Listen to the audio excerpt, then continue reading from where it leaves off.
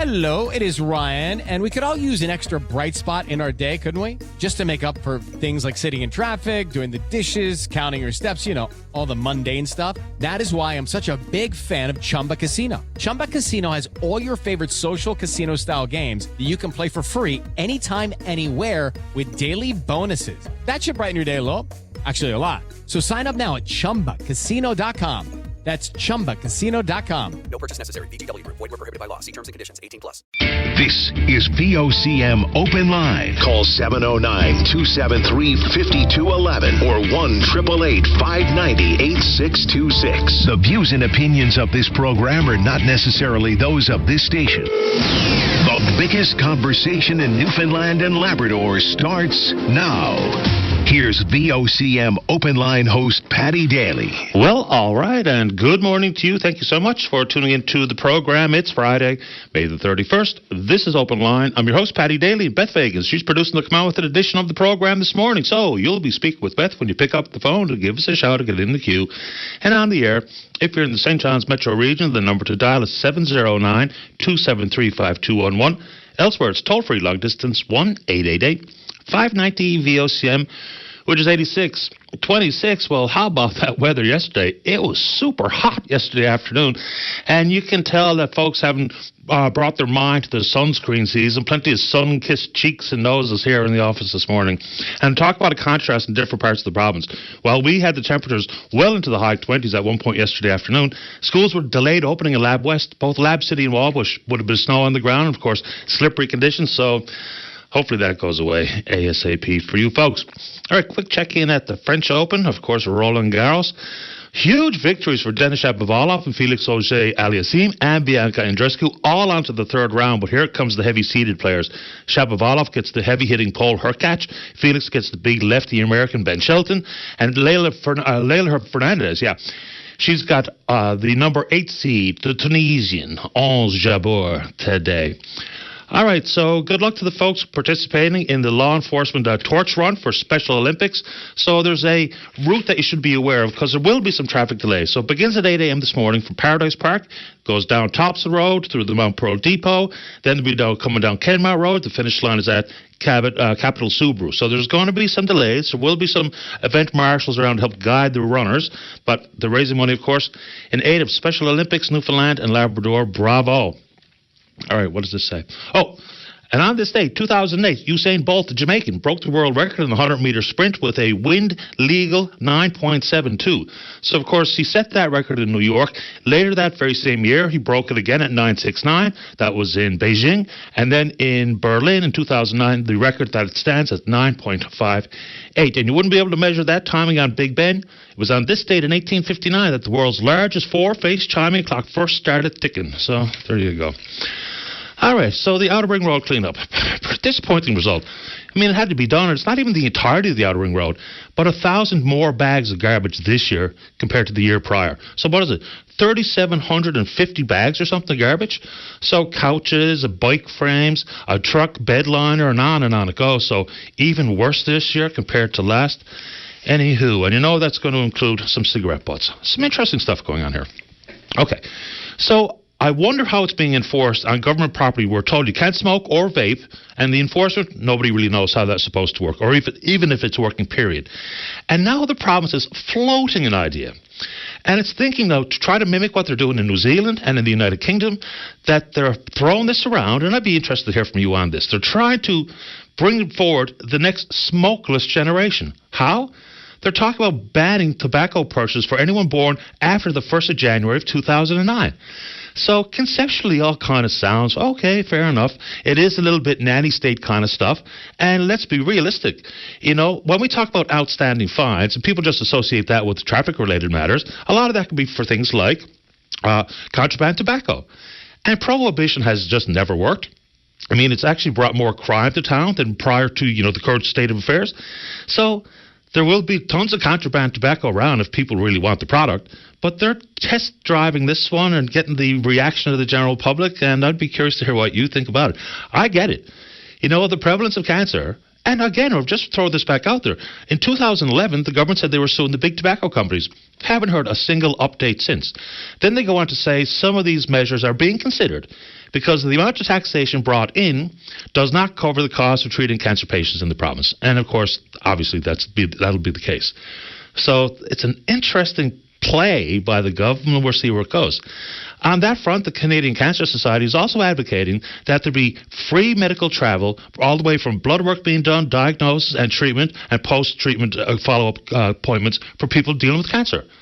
So I don't know if we can separate one disease or ailment out from the others and make it more important for free medical transport. I get where they're coming from. And, of course, they're advocating on behalf of their own association, which is, of course, representing cancer treatment and patients and research and the like, but they're throwing that around out there as well. Okay. And we mentioned this one a couple of times, and it was about the age with which people should be getting mammograms, breast cancer screening. So, amazingly, with all of the evidence that was provided and the comments coming from doctors around the country, the Canadian Task Force on Preventative Healthcare released the update guidelines yesterday. And they said that people in their 40s should not get routine mammograms, but they can request one if they want. So the folks that have been talking about this, recommending that you get one every couple of years between the ages of 40 and 74, they say this recommendation is plain and simple dangerous. I mean, we spoke about the prevalence of cancer with different age groups, and it seems quite clear to me. And yes, it can be done via self-referral, but not to adopt it as the formal guidelines, which is in direct opposition to all of the evidence that I've seen and all the comments we've heard from oncologists across the country, to a man, to a woman, saying the age for the guidelines should be lowered from 50 to 40. So anyway, that's a pretty strange turn of events for that group. Okay, sticking with health for a second. So there's been a federal court ruling. This fellow, who's 51-year-old Calgary man, his name, can't find it, doesn't matter. So he suffers what they call cluster headaches. Some people refer to them as suicide headaches. Apparently, pretty severe pain comes with them. So he was looking for access to psilocybin, which is, of course, the main ingredient inside a magic mushroom. So the Ottawa federal court judge, a guy named Simon Fothergill, he said he granted an application for judicial review of Health Canada's denial of, here's his name, Jody Lance's bid for legal access to medical-grade psilocybin. So it pretty much goes on to say that denying his application is unreasonable and unintelligible. And so there's going to be a decision made by Health Canada. It looks like they're going to abide by the court ruling. And it's interesting that he would be left out of the loop because there's been several of these referrals and applications granted over the years. As of November of 2023, the ministry had authorized 153 requests for 161 patients for access to this psilocybin. It's been legal for Canadians for limited access since 2022. So we've actually had a lady on this program talking about these alternative types of treatment, whether it be with ketamine and or psilocybin and others. So the courts are saying legal access should be granted if your conditions is severe enough. What do you think of that? Speaking of threats in the courts and suing the government, lots to this one. So we've heard this kicked around many times, and there's provinces across the country have been disgruntled with the equalization formula. The federal Liberals a couple of years ago extended the current formula to be applied to 2029. Now, it was initially developed, this particular equalization formula, back in the Harper years, and yes, the Liberals extended it. It's been frustrating to many premiers, including Daniel Smith and Jason Kenney and Doug Ford. Maybe not the Quebecers. They're quite happy with the current formula as it's applied. Scott Moe out in Saskatchewan also saying he's on side with our government's decision to sue the federal government. Okay, so it's a revenue-based formula. And a quick reminder, provinces don't pay equalization. Individual taxpayers kick in, and then the formula is applied. So that one gets lost, certainly out in the west of the Western Canada. They say that all the time. Anyway, so we had not been getting equalization payments since 2008. But last year we bled back into the so-called have-nots. $218 million equalization in the next fiscal year. So the thought is that it's not being fairly applied, but when you read some of the comments from different parts of the country, and people admit, as law professors, maybe not legal scholars on the constitutionality of this, they say it's pretty broad. The basic obligation of the federal government is to make the equalization payments if the formula spits out at the other end that you do indeed qualify for, as opposed to whether or not the current structure is, whether it's constitutional or not. So we'll see where this goes. And no real specifics, but it's all about resource revenues, right? And it's not applied fairly, and the province of Quebec is the outlier and the beneficiary of the changes. So if it's supposed to provide equal, equitable monies so that services can be similar, if not the same, across the country. Okay. Some of the references that have been made over the years regarding our geography. And yes, it's true. So we are much larger, I think 2 or 3 times larger, than all of the maritime provinces combined when we talk about landmass. And since 2008, where we were not getting any money, the maritime provinces have received $45 billion in equalization, while we got none. So we'll see where it goes. Now, let's talk about the politics of it. So is it pragmatic? I don't know. I mean, it reminds me of the 7 unsuccessful court challenges we had with the province of Quebec and Hydro-Quebec regarding the Upper Churchill and the quote-unquote fairness or lack thereof in the contract. So I don't know where this is going to land, but let's talk about the politics of it. So it's easy to say, and you're probably not wrong, that when things are not great on the political front and the polling front and the effort to distance the current Liberal Party provincially from the federal Liberal Party, that picking a fight with Ottawa is the go-to. Municipalities pick fights with the province, and the provinces pick fights with Ottawa. Okay. I don't think this gets them any votes. Number one, this is not going to be anywhere near concluded, if indeed it even goes anywhere. It's not going to be concluded for years. So while it might be fighting the good fight, and if it results in monies coming to the province, hey, I'm all for it. But that's going to be the immediate reaction, and you know where it comes from. Hey, when things are not great and you want to distance yourself further from specifically the Prime Minister, pick a fight with Ottawa. So, pragmatism versus politics. And, where you stand depends on where you sit, I suppose, on this one. So we can take that on. But, no specific details yet. The suit has not been filed in court, so we don't know exactly what they're going at. Because it will require the specificity, the specifics to be outlined clearly, because we're going to a court. It's not a political, emotional temperature reading. So, anyway, one second, sip of coffee. We're back. All right. As of tomorrow, when you need an ambulance, you will no longer call the 10-digit number of the ambulance service that you've been used to where you live.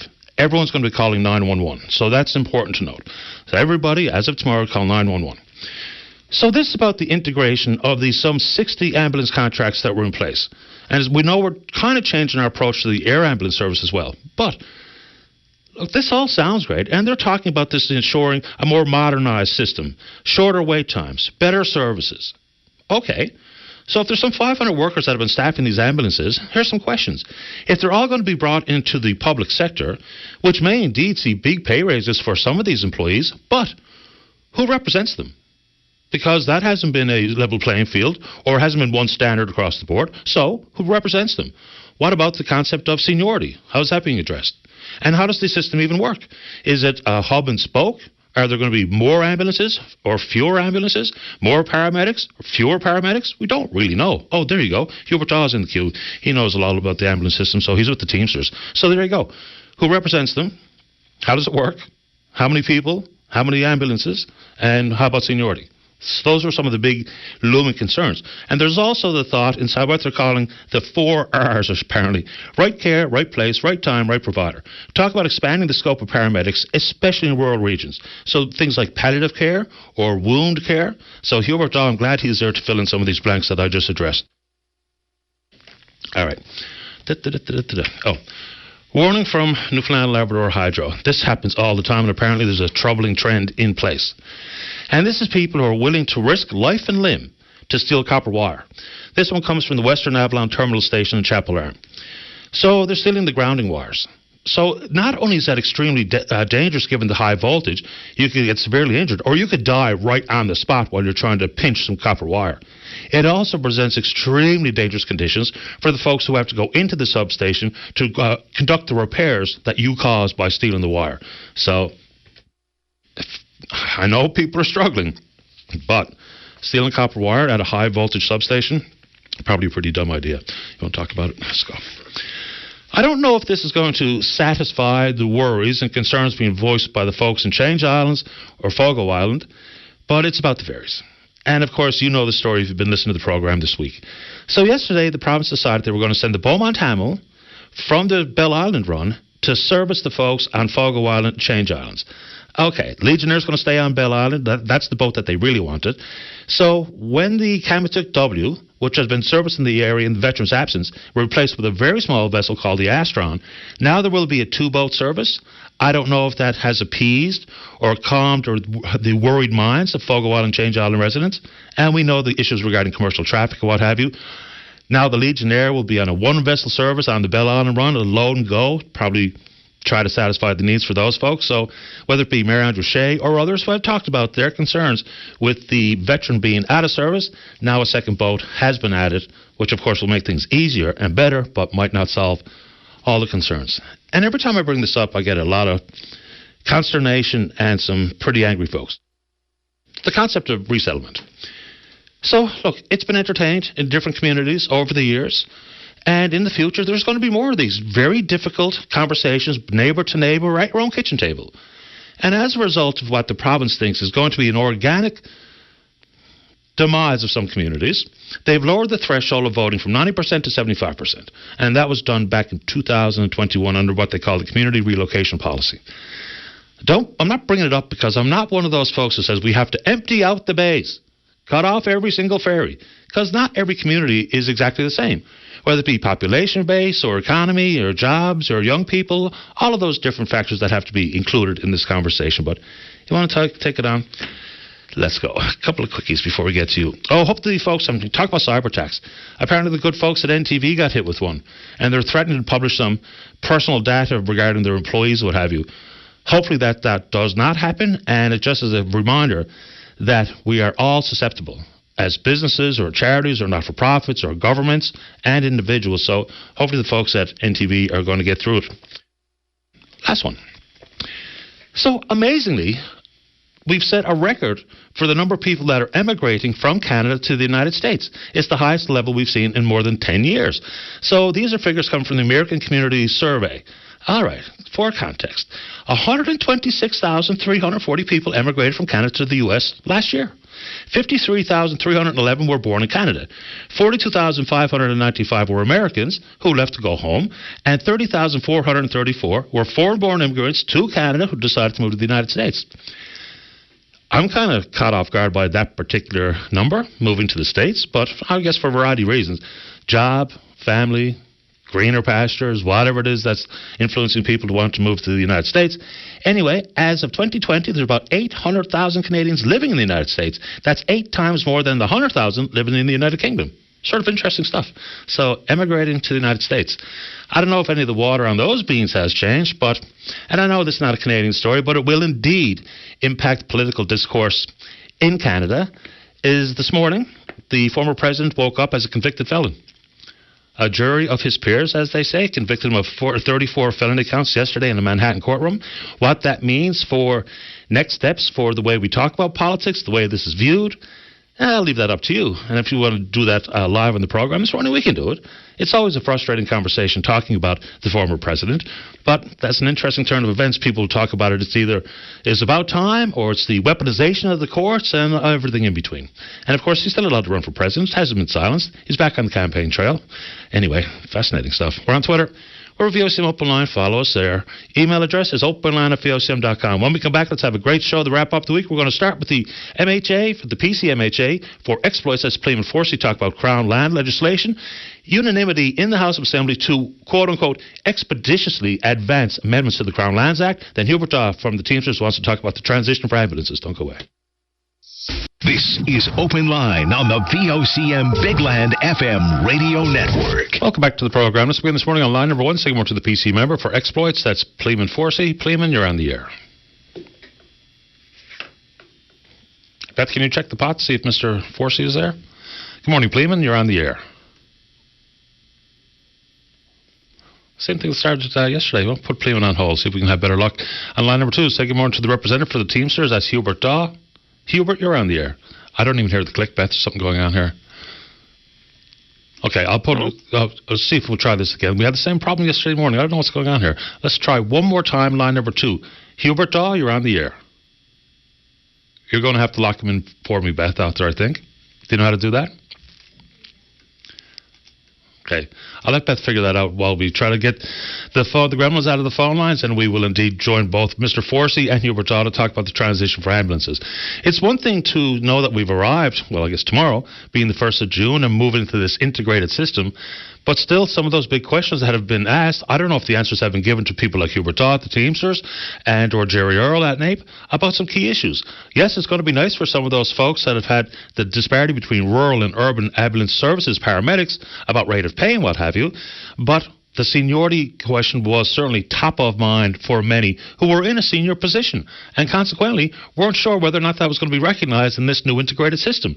Now, you could say, well, isn't the importance to have a more modernized system, shorter wait times, reduce the number of red alerts, which apparently is a bad word now. You're not allowed to say it. We stopped tracking red alerts, which is, that's a fool's errand. We have to know where we are. We have to record those things so we can ensure the system is working the way it's intended to work. So I'm going to give the phone lines one more swing here now before we keep going. Let's try back on line number 1. Say good morning to the PC member for Exploits, Pleeman Forsey. Pleeman, you're on the air. Good morning, Patty. Good morning to you, sir. Welcome to the show. Good morning. Patty, I do want to talk about the Crown land legislation, or I guess lack thereof. We have been trying for quite some time, Patty, to have legislation brought in, especially to alleviate some of the problems plaguing Crown lands, especially, I guess, around the Section 36 or adverse possession or squatters' rights. And last spring, we started, Patty, with a PMR. We brought that into the House of Assembly, and which was voted down by the governing Liberals. And in last fall, the minister was asked twice in the House and to bring in legislation, and his answer in that twice was to stay tuned. At the end of that setting, actually, the government House leader made a motion to bring in legislation for the spring. And so during this session, we were certainly expecting to see some legislation around Crown lands, but that didn't happen. So later in the session, I asked twice in the first part of the setting for Crown lands, and the minister said that he would try again. Later in the setting, he was asked by Tony Wakeham, and he doubled down and said we would see it. So we were certainly expecting to see some legislation in Crown lands. So. Which we didn't. So we went as far as there was supposed to be a briefing on legislation, but in the 11th hour, that was pulled back, which prompted another PMR, which, of course, this time was voted in favor by all members. And we heard lots of stories, Patty, of Crown land situation, especially for the residents in the province, but the minister says he needs more time, Patty, but, since the review in 2015, they've had lots of time, and we've asked for legislation, especially going back to last spring, so there's been lots of time, and we wanted to sit it out so that we could solve some of the problems, especially around the Crown land situation. So what exactly happened? The last time you put forward your private member's resolution, voted down 1916. So what was actually voted for this time? Was it simply a quote-unquote commitment to expeditiously amend the Crowns Act, or was there anything specific? Because yours had a couple of specifics regarding specific sections of the Act. So what actually got voted through? Just basically what we're looking for, Patty, is just legislation to bring in Crown lands, so that we can sit down and discuss the legislation in the House of Assembly to make it better for the people of the province. And I guess during since the last PMR to this one, I guess the governing Liberals has gotten a lot more questions and a lot more problems, addressing the Crown land situation. People with more frustrations. So when the PMR was put through this time, they had no option, only to pass the PMR and put it through.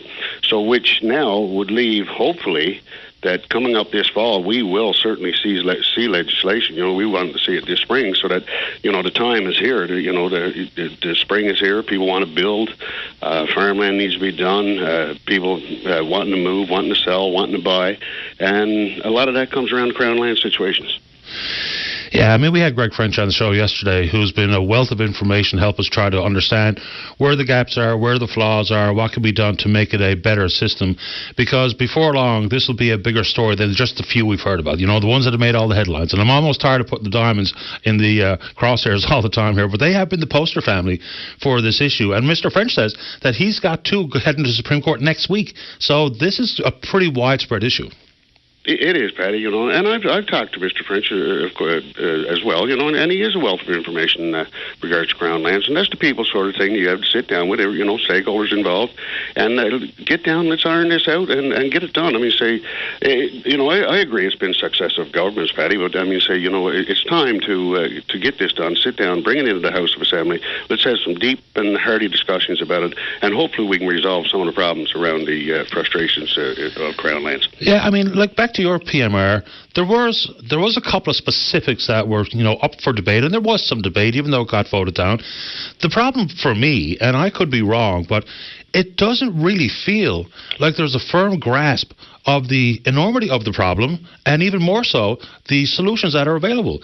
Because if we don't really fully get what's happening with Crown Lands and the various concerns, whether it be for municipalities or individuals or businesses, then it's going to be hard for politicians alone to amend that Crown Lands Act to make sure it works, as opposed to people who really 100% get it, whether they be working in that field themselves and or lawyers like Greg French to put forward solutions that can be debated and questioned and considered in the House of Assembly. Because sometimes when we talk about some of the policies that are put forward in the House of Assembly, it doesn't always come across like everybody fully gets it. No, and you're right, Patty. It's going to take some time, to actually iron out the situations of the Crown Lands. But, you have to start somewhere. You have to put things in place. Right now you alleviate some problems for some people. We're not trying to promote piracy of Crown Lands here. We're just trying to fix some of the problems of some of the innocent people that's out there caught in those situations of where they just want to downsize, they want to move into seniors' homes or pass their properties off to their children or whatever the reasons may be, and that's the sort of situations that in the immediate has to be changed. No argument coming from me, and I'm glad it's back on the front burner. One of the risks I assume when you have this sort of motion voted through, which has no actual teeth, and of course the House is now closed until November, I'm going to have to remind myself, maybe you can help me do that by putting this right back on the front burner, because this should be on the order paper for the fall sitting. So we're not going to let it go just because here comes the summer months and the House is no longer in session, but we'll put it right back out in the front burner come November. We'll certainly make sure that is on the front burner, Patty. Appreciate the time, Fleeman. Thanks for the call. Thank you. Take care. Fleeman, before you go. That's my fault. I should have asked them about the whole legalization spat. Yeah. Man, oh man, a little bit fuzzy here this morning. Let's take a break. We're right on time. When we come back, Hubert, you're next. Don't go away. Call now, 709-273-5211 or 1-888-590-8626. Newfoundland and Labrador's biggest conversation. VOCM Open Line returns in a moment. This is Open Line on the VOCM Big Land FM radio network. Welcome back to the show. Let's go to line number 2. Good morning, Hubert. You're on the air. Good morning, Patty. How's the state on you? Very well, thanks. How about you? Really well. I did hear in your preamble there that you did have a few questions, so I'll do my best to answer them as we're going through. My real reason to call in this morning was I wanted to congratulate the paramedics, EMRs, and dispatchers of rural Newfoundland and Labrador for reaching this milestone today. I mean, their work over the last, I'd say, 10 years has led up to this, and I mean, it's a significant mark before that. So they really deserve a pat on the back for their determination to try to improve the EMS system in this province. Let's talk at the big, broad question. I know when we had a fragmented system, some 60 contracts in place for private ambulance operators, how, practically speaking, does this integration make the system better? Because we still will have concerns with, how it works, hub and spoke, the number of paramedics, the hours they work, the number of red alerts, all those given things. So how do you think this actual integration makes it better? Well, the first thing that stands out to me is while we had 60 different services, that meant that we actually had 60 different service areas. So if your ambulance left your district, there was a process that had to go through in order for an ambulance from another district or another company to come in and provide service to your area. Right now, with this new system, you could have an ambulance, say that's probably stationed in Clarenville, has come to St. John's to do a run. Whitburn, we have a call. There's no available ambulances in the area. The communication center can have a look at their map. Yep, that ambulance that's normally in Clarenville is at Whitburn. They can be there within 10 minutes. Well, let's get that ambulance directed right to them now. There's no hassle. There's no jurisdiction issues. get the ambulance to the people, get them the care that they need.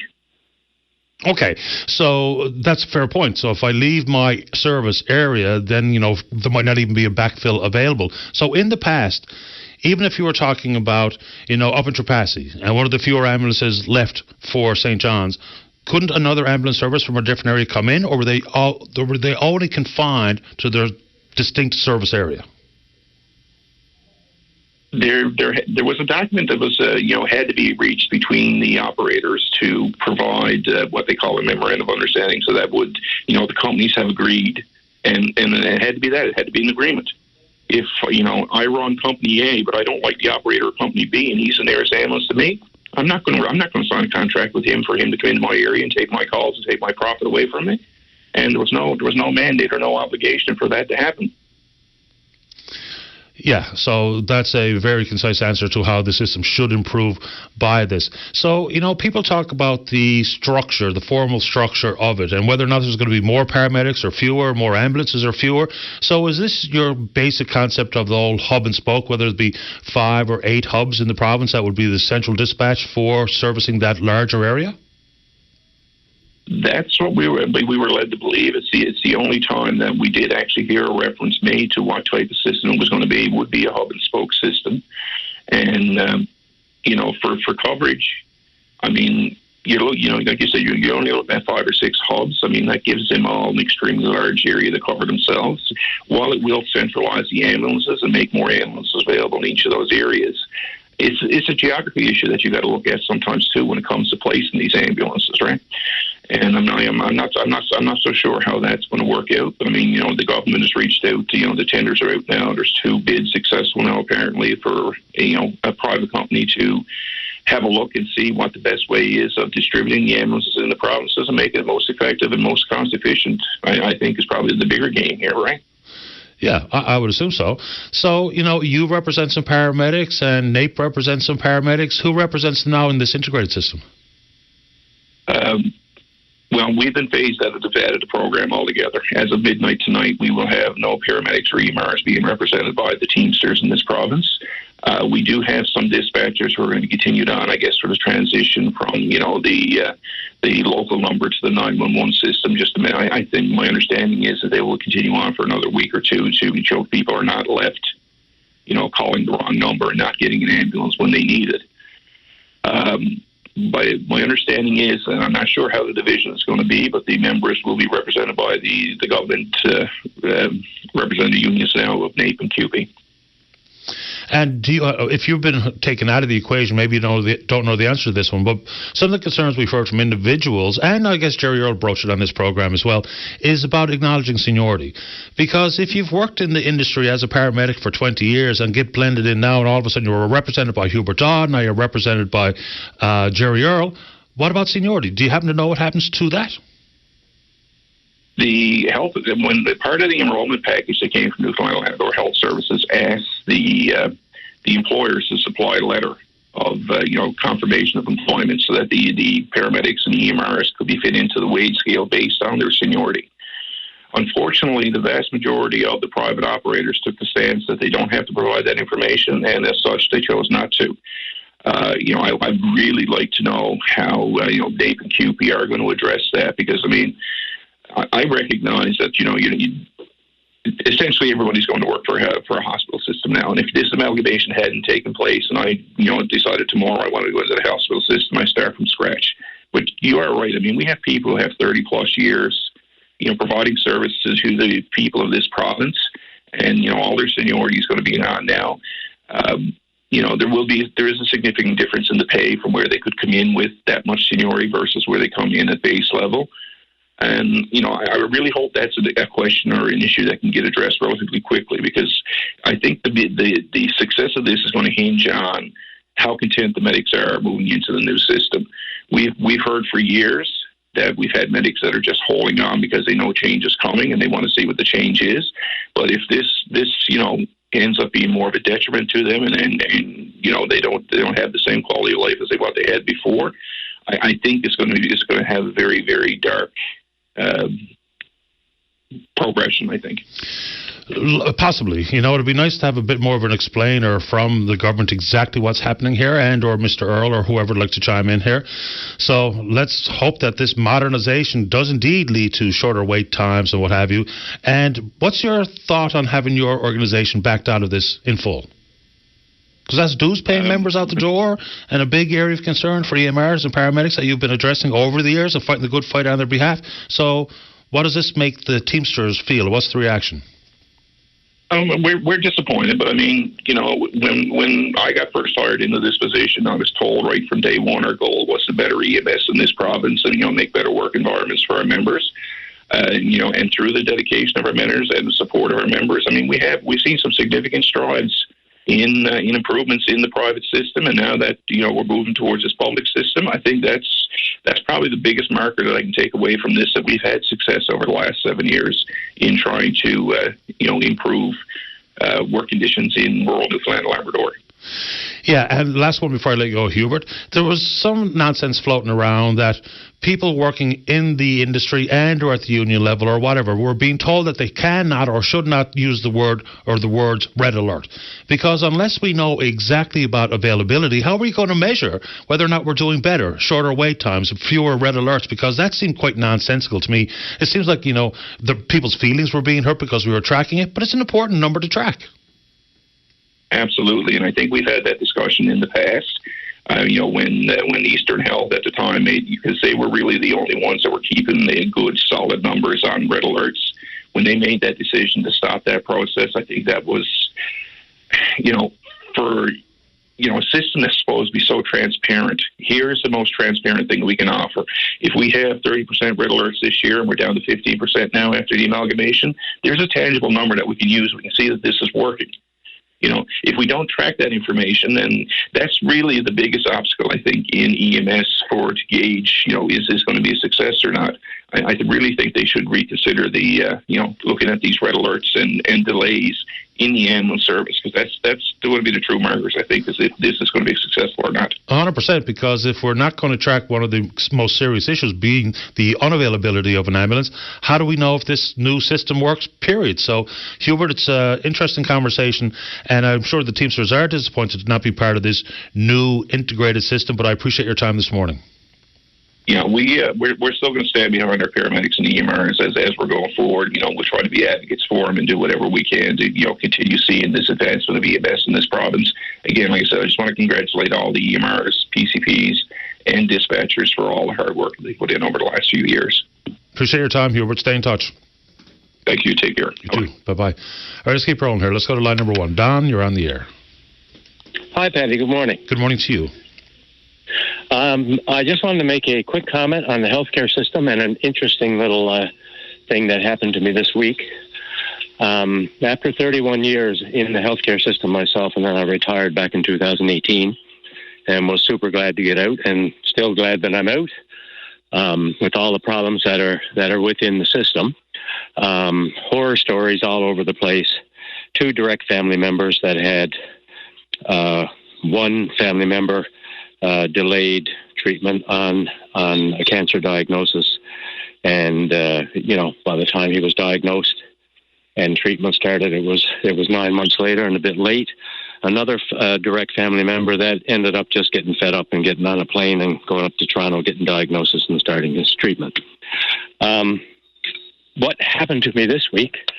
I think our healthcare system could take a lesson from the Canadian Veterinary Association. We've now come to the point where animals get much better treatment in this country than dogs do. My wife discovered a lump on one of our dogs last week, made an appointment at the vet. 2 days later, the dog was seen, biopsied, and a diagnosis 24 hours later. If that could only happen in the healthcare system we have in this country that we pay very heavily for, we'd all be better off. So maybe some lessons to be learned. It's sad. After 31 years in the healthcare system, and I watched it deteriorate, especially in the last 5 years that I worked in the system. And now, because I did work in the system, everybody kind of comes to you and tells tells your stories. The way patients are being treated in this country today is just deplorable for what we pay for our system. For someone who was in the system, as you say, for 31 years, and you saw it deteriorate over the last, I think you used 5 years, can you help paint a more clear picture as to what you saw and maybe point to some of the reasons why you think that happened? I think number one in this, and I can only speak from my own experience, there was just the way staff within the system are treated, your workload. I was a nurse in the OR for that time period, and the way that I saw administration blossom completely out of control. When I went to work in the OR that I worked in, there was 2 management staff in there in 1988. When I retired in 2018, there were 7. Administration all over the building in every department has blossomed out of control, and the boots on the ground are left holding the bag. And left holding doing the double shifts and the overtime and everything that goes with it. It's treatment of your staff members. So like we've built a new hospital here in Corner Brook, and it's a lovely building and about to open. But I have said for years and years and years that will not improve the delivery of health care to the people in Western Newfoundland. What will improve the delivery of health care is putting your money into people and equipment. And you can provide good health care in a tent if you have people and equipment.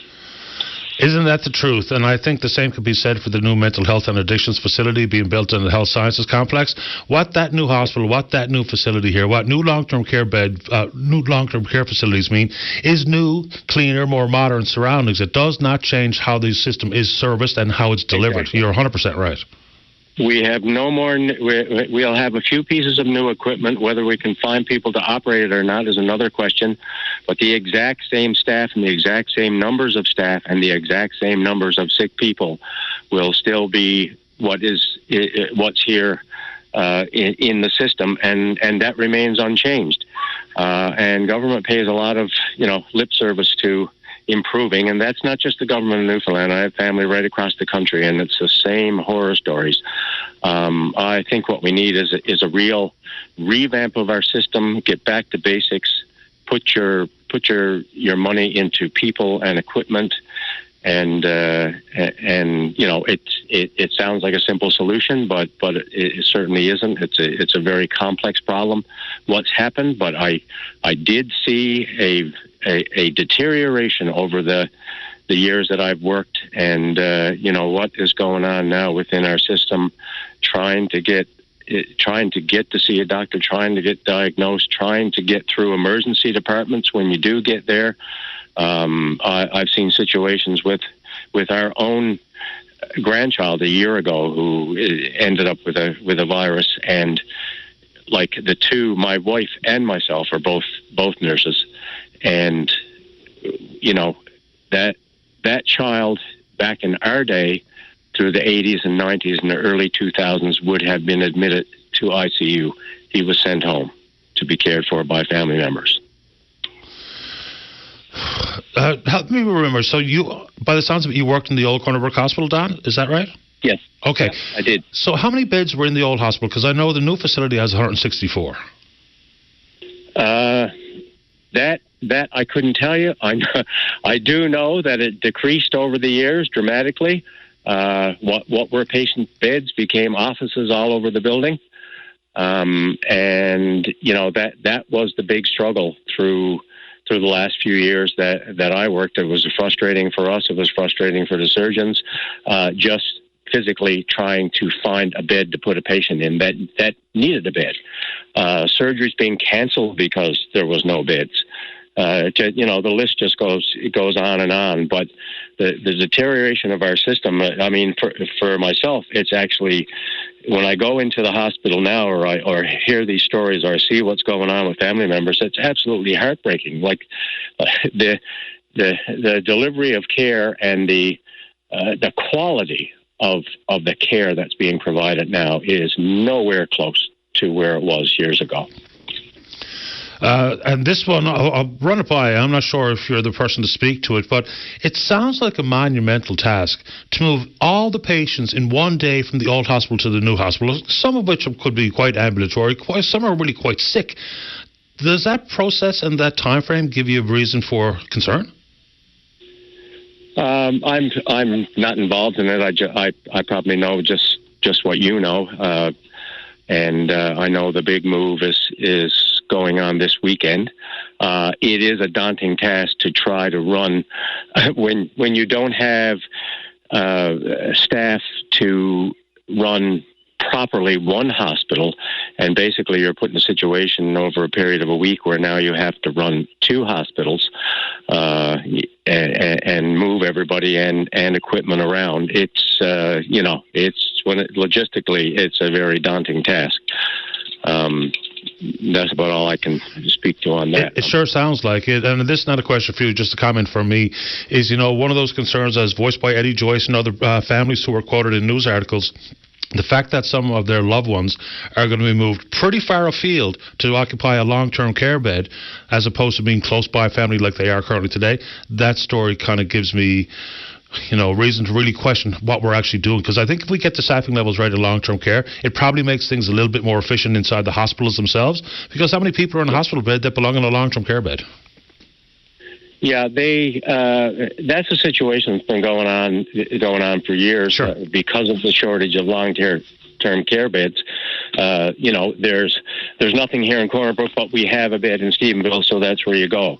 And I think that's a situation that really needs to be looked at a lot closer than it is right now. I mean, what are you doing to families? We hear stories of spouses being separated in maybe the last few months that they have together.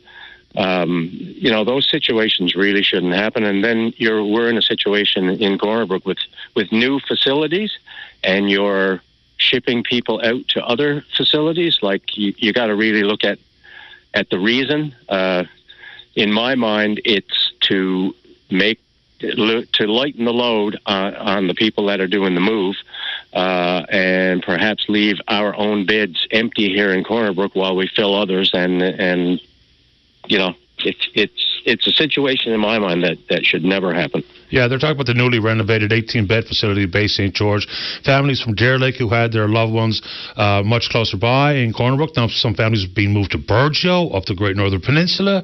I mean, it is really quite something because, NL Health Services will say, well, this is to match up patients or long-term care residents with the type of care they need. It's all about patient care, which does not include the fact that families play an active role in their loved ones' care, in a long-term care facility. Yeah. Exactly, and you do have situations where, especially with elderly couples, where the spouse that is still at home or still healthy and within the community may not have the means at all to go see their loved one outside of their community. So, the care in healthcare is really gone. The human factor is, you just need to walk in through the hospital doors and see and listen to some of the staff members talking and whatnot. And I don't blame them because I know the feeling, and they are so burned that they carry that burden, and I guess that is a coping mechanism to try to just relieve their burden. They stop caring. Unfortunate set of circumstances. Don, I appreciate your time this morning. Thank you. No problem. Take care. Bye-bye. Bye-bye. And, I wasn't going to go down this path with Don necessarily, but he mentions, animal care from veterinarians and compare and contrast to the human healthcare delivery system.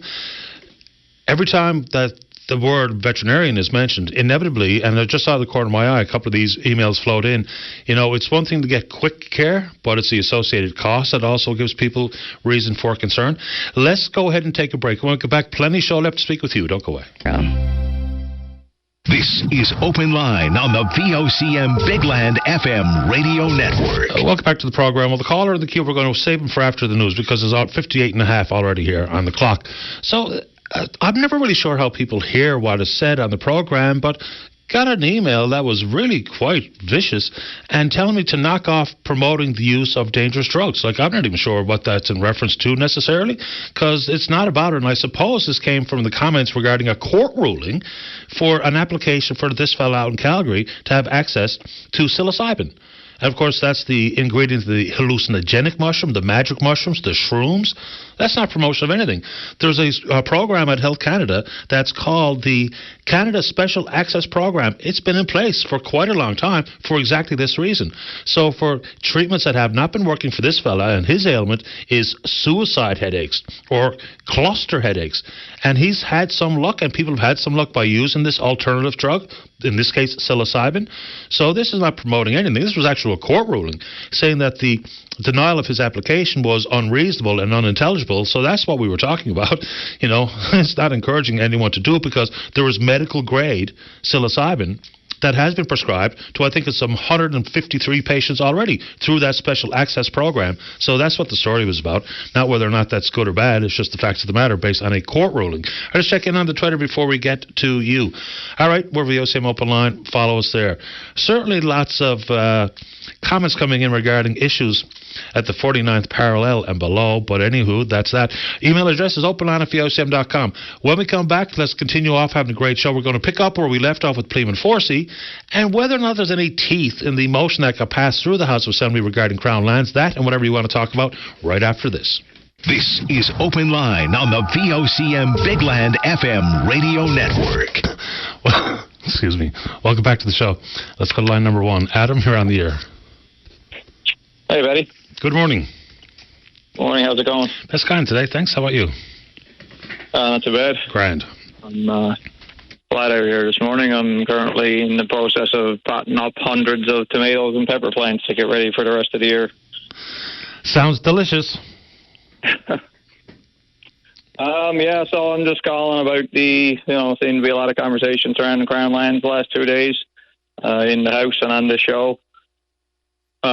So with the special members resolution that got unanimously passed this time in the House, everybody kind of agreed that it was an issue that requires some further attention. Not so sure that the special members resolution getting passed actually means anything. I mean, they haven't given any specifics or timelines or anything. They're just saying that they're going to talk about it in the fall and try to come up with some kind of a plan on how to fix it. So who really knows what that plan will be? But my main concern will be that their plan is going to be what they put forward last fall when they did the public consultations and released that What We Heard document, because if that's what they have planned to move forward with, I mean, that's no real solution of any kind at all anyway, because if you read down through that document, I mean, every single point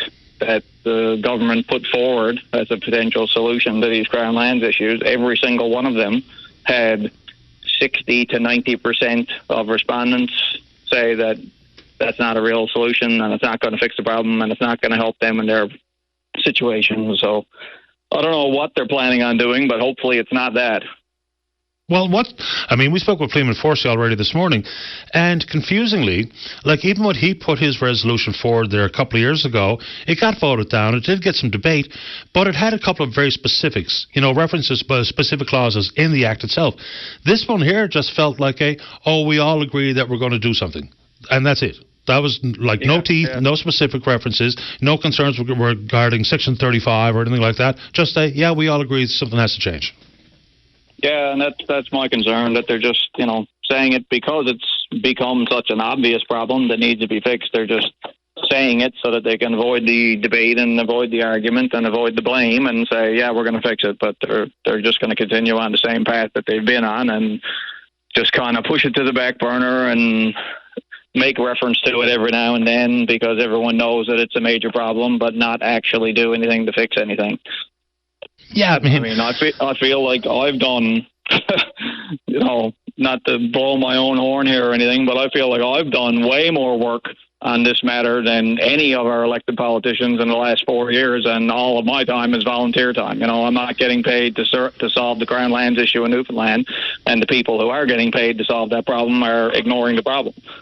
Yeah, you and I have had this discussion before, but for folks who haven't heard you and I talk about Crown Lands, your sample, your case, is a really interesting one where it gets down to the pettiness and the unnecessary way that the act is being applied. Describe your interaction with government and your little piece of Crown Lands out of Bloomfield Farms. Yeah, so Outport Acres, so I'll correct you there, is the name of our farm. Oh, yes, I know that. Right. Yeah, so basically we went to buy a house and a parcel of land in a private sale, and at the 11th hour, literally the day before the closing, the Crown stepped forward and contacted the seller's lawyer and said that, no, you can't sell that because there's about 2/3 of the land, which included a portion of the house, not the entire house. They had a line drawn down through the middle of the house on what they owned and what the seller is actually rightfully owned. And that was all put a stop to. And that was in September 2020. So that was almost, going on 4 years ago now. And I have done everything that I could do to try to come at this in a way that uses some common sense and some reasonable conversation to try to sort out how we can solve this land issue. And the government just has no part of it. They won't even talk to me most of the time. A scattered time that I have been able to get a response, they've just offered up ridiculous options to me, such as lease the land that has been recognized as privately owned land for 50 years. They want me to lease it from them after they took it from the previous owners. And because the land doesn't have any access, they want me to draw up a legal right-of-way across my rightfully legally owned land, giving legal requirement to right-of-way to the government. So, it's all just nonsense. They've got no interest in using common sense or any kind of a rational thought process here and try to figure out a solution that is fair and makes sense. And they've kind of just, stifled the growth of a small business and a business that is focused on sustainable agriculture and local food security and all that, which are the things that they are constantly talking about they support. So the whole thing is just nonsense, and it's been an extremely stressful and upsetting process for me for the last nearly 4 years. And that's the key point. It's one thing when we're talking about a squabble over a piece of land that has a house on it, but we're talking about food production. We've all heard the concerns, and now through some of the work done by different groups, we know we produce more than some of the numbers we've used in the past. But when you have a small business wants to get in the food production, the food security business, and is stifled or hampered by this pettiness, it seems absolutely not only counterintuitive, but kind of silly. Yeah, and I found it very difficult to try to thread the line between the Crown Lands issue at its core and agricultural issues because, the only thing that the government has ever really said to me about this is that, well, they're aware that I want to use the land for agriculture. They don't sell agricultural land. They only lease agricultural land, and so that's my only option. And I feel like they're only ever saying that because that is the only argument that they have that has any teeth or makes any sense whatsoever. But the fact of the matter is that this is not agricultural land. It is residential land for the last 50 years. I was purchasing it because, an acre and a half I need to make my business model work. So I was going to purchase it in a private sale and then use my own privately owned land for my agricultural business.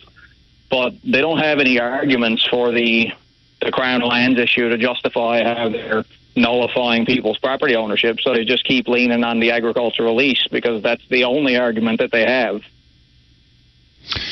Anyway, Adam, I appreciate making time for the show this morning. Back to work.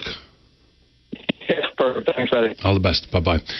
Here we go. Let's keep rolling here. Let's go to line number 4. So good morning to the Artistic Director at Shalloway. That's Kelly Walsh. Good morning, Kelly. You're on the air.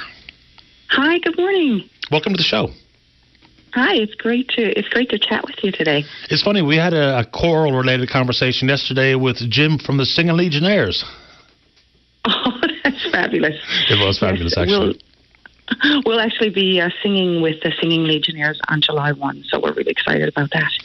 Fantastic. What's going on with Shalloway? Well, I just wanted to call in to, to let everybody know that we have our auditions, our first round of auditions coming up for this weekend. And we'd love to see some young people come out and join the organization for next year. We've got some amazing plans with this summer, but also going into next year. So we're really excited. And, we'd love to see a few people come and join and bring their kids to get involved in the organization. I seem to recall family friends of ours had like a 4 or 5-year-old that was a member of Shalloway. Yeah, this, I guess about 4 or 5 years ago we started because families are wanting their kids to be involved in really great after-school activities from younger ages now. And so we started a group, they're called Prima. So kids that are in grade kindergarten, grade 1, they can join the organization now. And last year we had about 65 or 70 of those kids, and they get to do their own concert. They sang with the Masterless Men last year. It was really amazing. It seems quite young, and maybe my thought would have been, it's pretty intimidating because Shalloway is a world-renowned choir. We're not just talking about local after-school extracurricular activities. This is a choir of note, a choir that travels the world, competes on some of the biggest stages. So I think it's awesome that a young child at that tender age of 4 or 5 or 6 would be willing to throw their voice into that ring. Terrific. Yeah. Well, and it's funny, I always say to kids, like, life is practice. And, you don't become who you are as a human being. You don't become who you are as a musician without lots of great experiences that lead up to that. So, like, for example, this weekend, we're taking our junior high kids out to Corner Brook on tour. And they're going to go and do school workshops. And they're working with the Aboriginal women's group out in Corner Brook. And so they learn all about what it's like to go across the island and meet other groups. And then that prepares them because in August this year, our senior kids are going to Japan, and they're going to be doing workshops and tours. They're singing at the Peace Garden in Hiroshima. They're meeting young people in Japan and doing a cultural exchange with them. But it all starts and then at that very young age, they get to do a day tour. This year we went out to Bay Roberts to meet the kids out there and stuff. So, life is practice. And that's one of the things Shalloway does for kids and families, is to kind of gently bring them up through what it feels like to be part of something really special, and then how you can grow into something world class. You don't just get there. It takes lots of work, but it takes kind of that gentle moving towards this is what it looks like and this is what it feels like to be, exceptional in a group of kids that share the same kind of love that you do.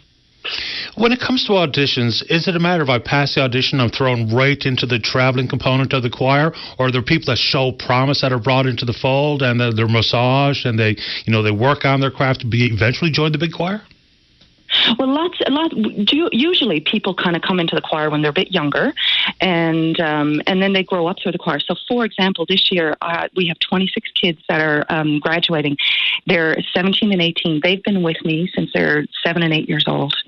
And so, it's a gradual thing. They're not thrown into this. And then once they get in high school, they just move. They don't have to audition to be in that senior group. They move up through and they grow with the choir. Now, but also sometimes we have kids who are already in high school or junior high that haven't been in a group, and they realize, oh, my friends are in this, so I'd really love to be part of this. And then, quite often they come in, and we've just got so many talented kids here. They come in and they just fold right in, and they become part of all of those other activities that we do. Last year we had 3 grade 12 kids said, I always wanted to sing in Shalloway, but I never tried out, but I'm going to do it this year. And all 3 of them came into the choir, and they're all, they've had an incredible year. And what they say is, oh, Miss Kelly, I wish I would have started when I was younger. But they've had a great year with us and now traveling with us to Japan this summer. Is there an age with which they age out of Shalloway?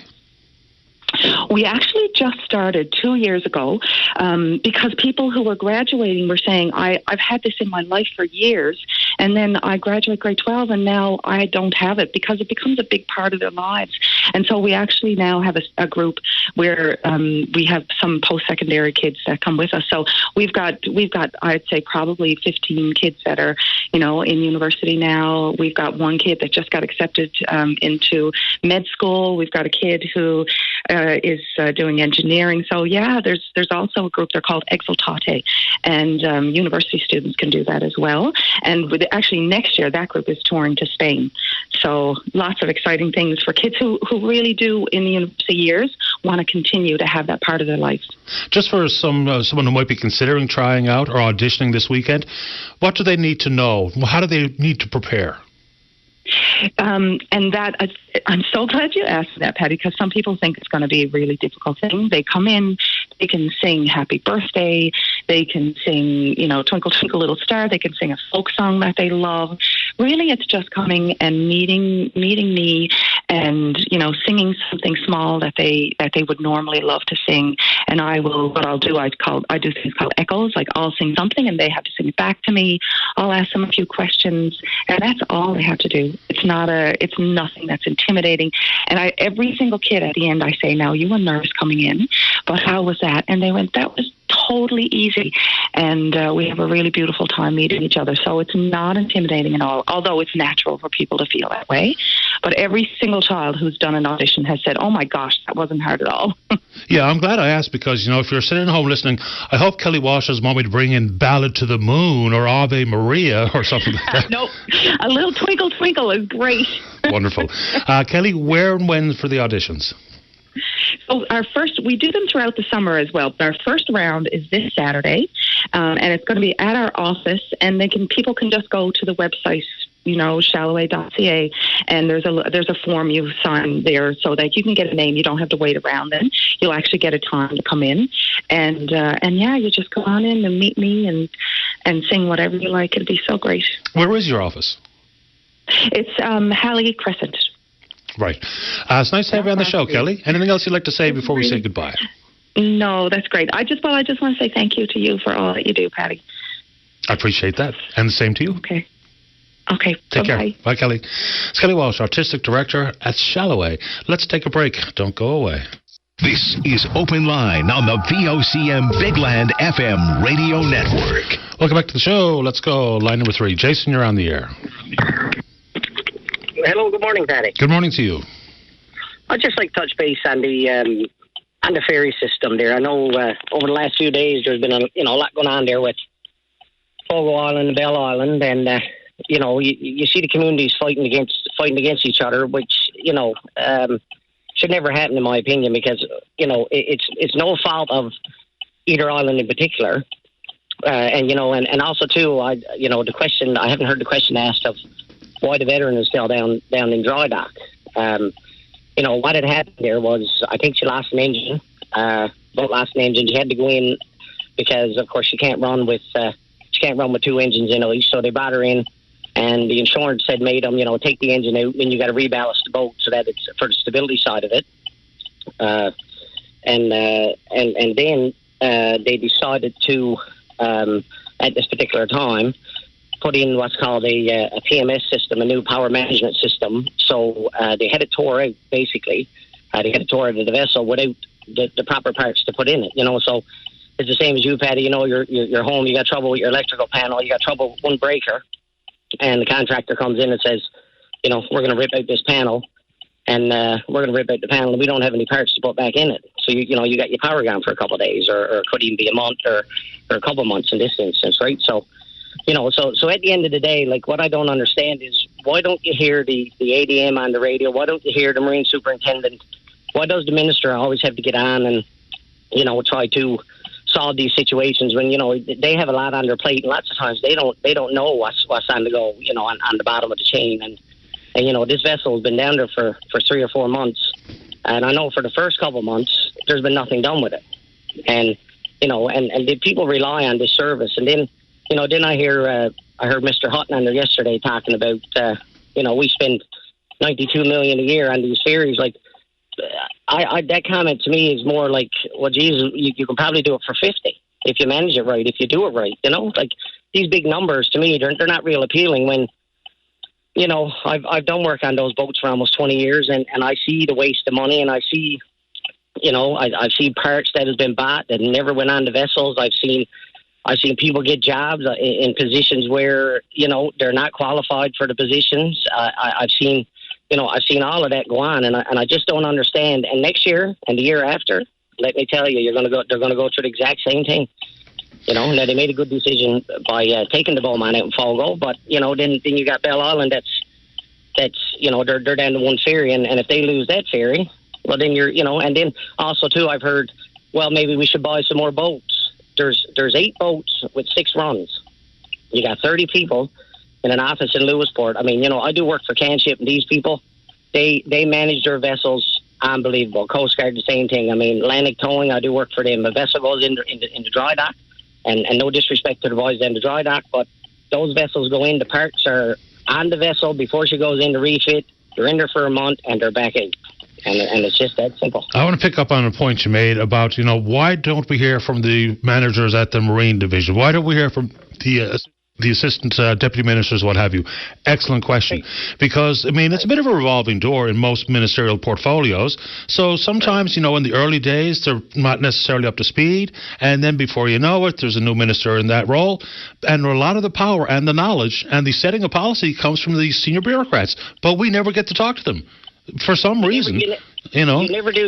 You're right 100%. And again, like I said, I've been in that system, and I basically got, which is another conversation for another day with me, honestly, if I don't get some headway soon. But that department owes me a lot of money. And you get into a big business there. Right there now, I was doing work there, and that's not what this call is about. But my rates were half everyone else's. We did the work, we got it done, and I'm left holding the bag on, pretty close to $750,000. So again, that's a conversation for another day. But I've seen people get positions there that, and no disrespect to the people, if they apply for it, now whether or not they're a buddy or not, but you had a job competition a couple of years ago where for the Marine director, and the guy got hired on, came out of he was working in the airport looking after facilities, and now all of a sudden, he's the deputy minister with transport, or not the deputy minister, but he's got a very high up portfolio with that department. You know what I mean? So like, is it the buddy system, and also too with that job competition, I know of at least 3 engineers who worked on that provincial ferry system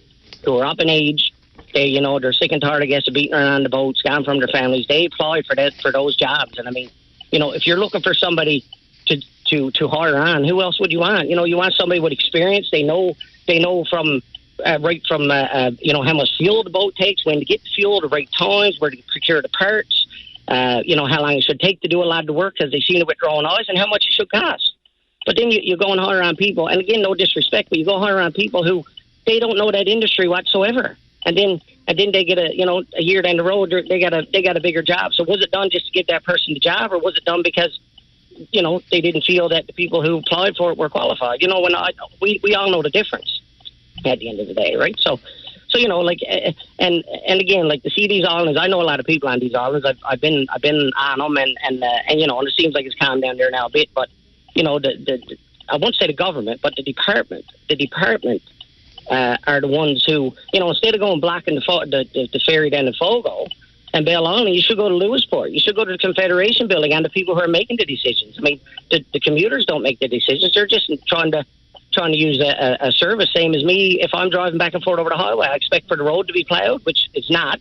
Lots of days you got to drive in the snow, so I expect for the road to be plowed. I pay in a lot of money every year in taxes, so does a lot of people that, we want these services, and it's and if the service is going to be there, it should be done right. It should be done right. Yeah, I agree. And, there's been several people over the course of this week, and I guess over the course of the years, wondering aloud why it's so different when there's, say, for instance, a ferry goes into dry dock versus how it's handled with Canship or with the Coast Guard vessels, or it's an offshore dragger or something of the like. It always seems to be a bit more efficient and seamless and shorter wait times, shorter times off of their designated duty. So I really don't know the answer to that one. But, like, for instance, there's a guy named Mike who was working in the industry quite a long time, too. He says that a lot of it boils down to the folks at the helm, the folks calling the shots, don't have the necessary experience in the industry itself, and so consequently we're sort of ordering things after the fact. We don't have the appropriate schedule for refits and the like, so maybe there's something to it. Well, there is to a degree now, and I will tell you this, that a ferry vessel does have a different, stringent inspection, more so than, now, an offshore oil vessel, of course, that's taken through the ringer, of course. But the thing is the vessels are maintained. the offshore vessels are maintaining when they're in service, and but these boats, when they go in again, the parts are at hand. You got the people there with experience who says, okay, listen, my job is on the line, my rear end is on the line. If this vessel goes in and we don't have her back in a month, but with that department, there's no accountability. I mean, there's just zero accountability. If I goes and does a job today and someone gets electrocuted or something happens, I'm going to jail at the end of the day. So, but these people, there's no accountability there whatsoever. And if you look, and I mean, obviously I got a bit of a sour taste in my mouth because, of what went on with me there. But it's time for people to know. I sat back long enough and took it, you know what I mean? You got contractors there now. I mean, they're going down with 3 and 4 guys. Their hourly rates is almost $200 an hour, and the invoices are getting signed off on. Nobody says nothing. The engineers are there. They're pausing with it. They don't have any say anymore. They're just more or less operators. They're getting very disgusted with it, because their overtime is getting cut. And you got contractors down there. And I mean, now, some of the work is legitimate. A lot of it is, you don't need 3 and 4 guys to go down and troubleshoot a simple system, and the bills are $12,000 and $15,000 for a day's work. I mean, this is taxpayers' money. And nobody says nothing, and it just gets signed off on, and it just goes away, at the end of the day. And if you look at the certifications, a lot of people in the offices, they have their degrees with computers and this kind of stuff, so that, they're those courses. But if you look at the higher-ups in that department, and you actually look at what they did for a living, you'd be awful surprised. You'd be very surprised that, me, if I was there running that department, I want somebody who's in the industry, had a bit of business, had some business skills, knew how to procure parts, not just somebody who said, oh, we're going to give a job because he's so-and-so's buddy, at the end of the day. And that's why it's in the shambles that it is. I did work there. I used to actually work for Mike Patty. That's my background. That's where I came from, to be honest with you. Working with Mike. He's a damn good electrician. And 20 years ago, when we did work there was none of this crap that you see going on. Now you go, you were asked to do a job, you did it. If you sent in a bill that they didn't like, they'd question you. It was just a simple process, and you dealt directly with the crews on the vessels. Now you got to go through. Oh man, you send in a bill in there now. They got to go through 10 people, and the people who signed off on that at the end of the day probably don't even know what and no disrespect, they don't know a voltage regulator from a 9/16 wrench. It's a fascinating conversation, and of course a tricky piece of business. Anything else you'd like to add while we have you this morning, Jason? Not really, but I know, like I said, I've got that department there. They owe me a lot of money, and again, I think I got in the way of big business there, and that's how they operate, and that's why, Fred Hutton and them can get on and say, oh, we spend $90-odd million, But I personally, and I mean, I don't know Fred Hutton. I mean, it's just it's only because I heard what he said.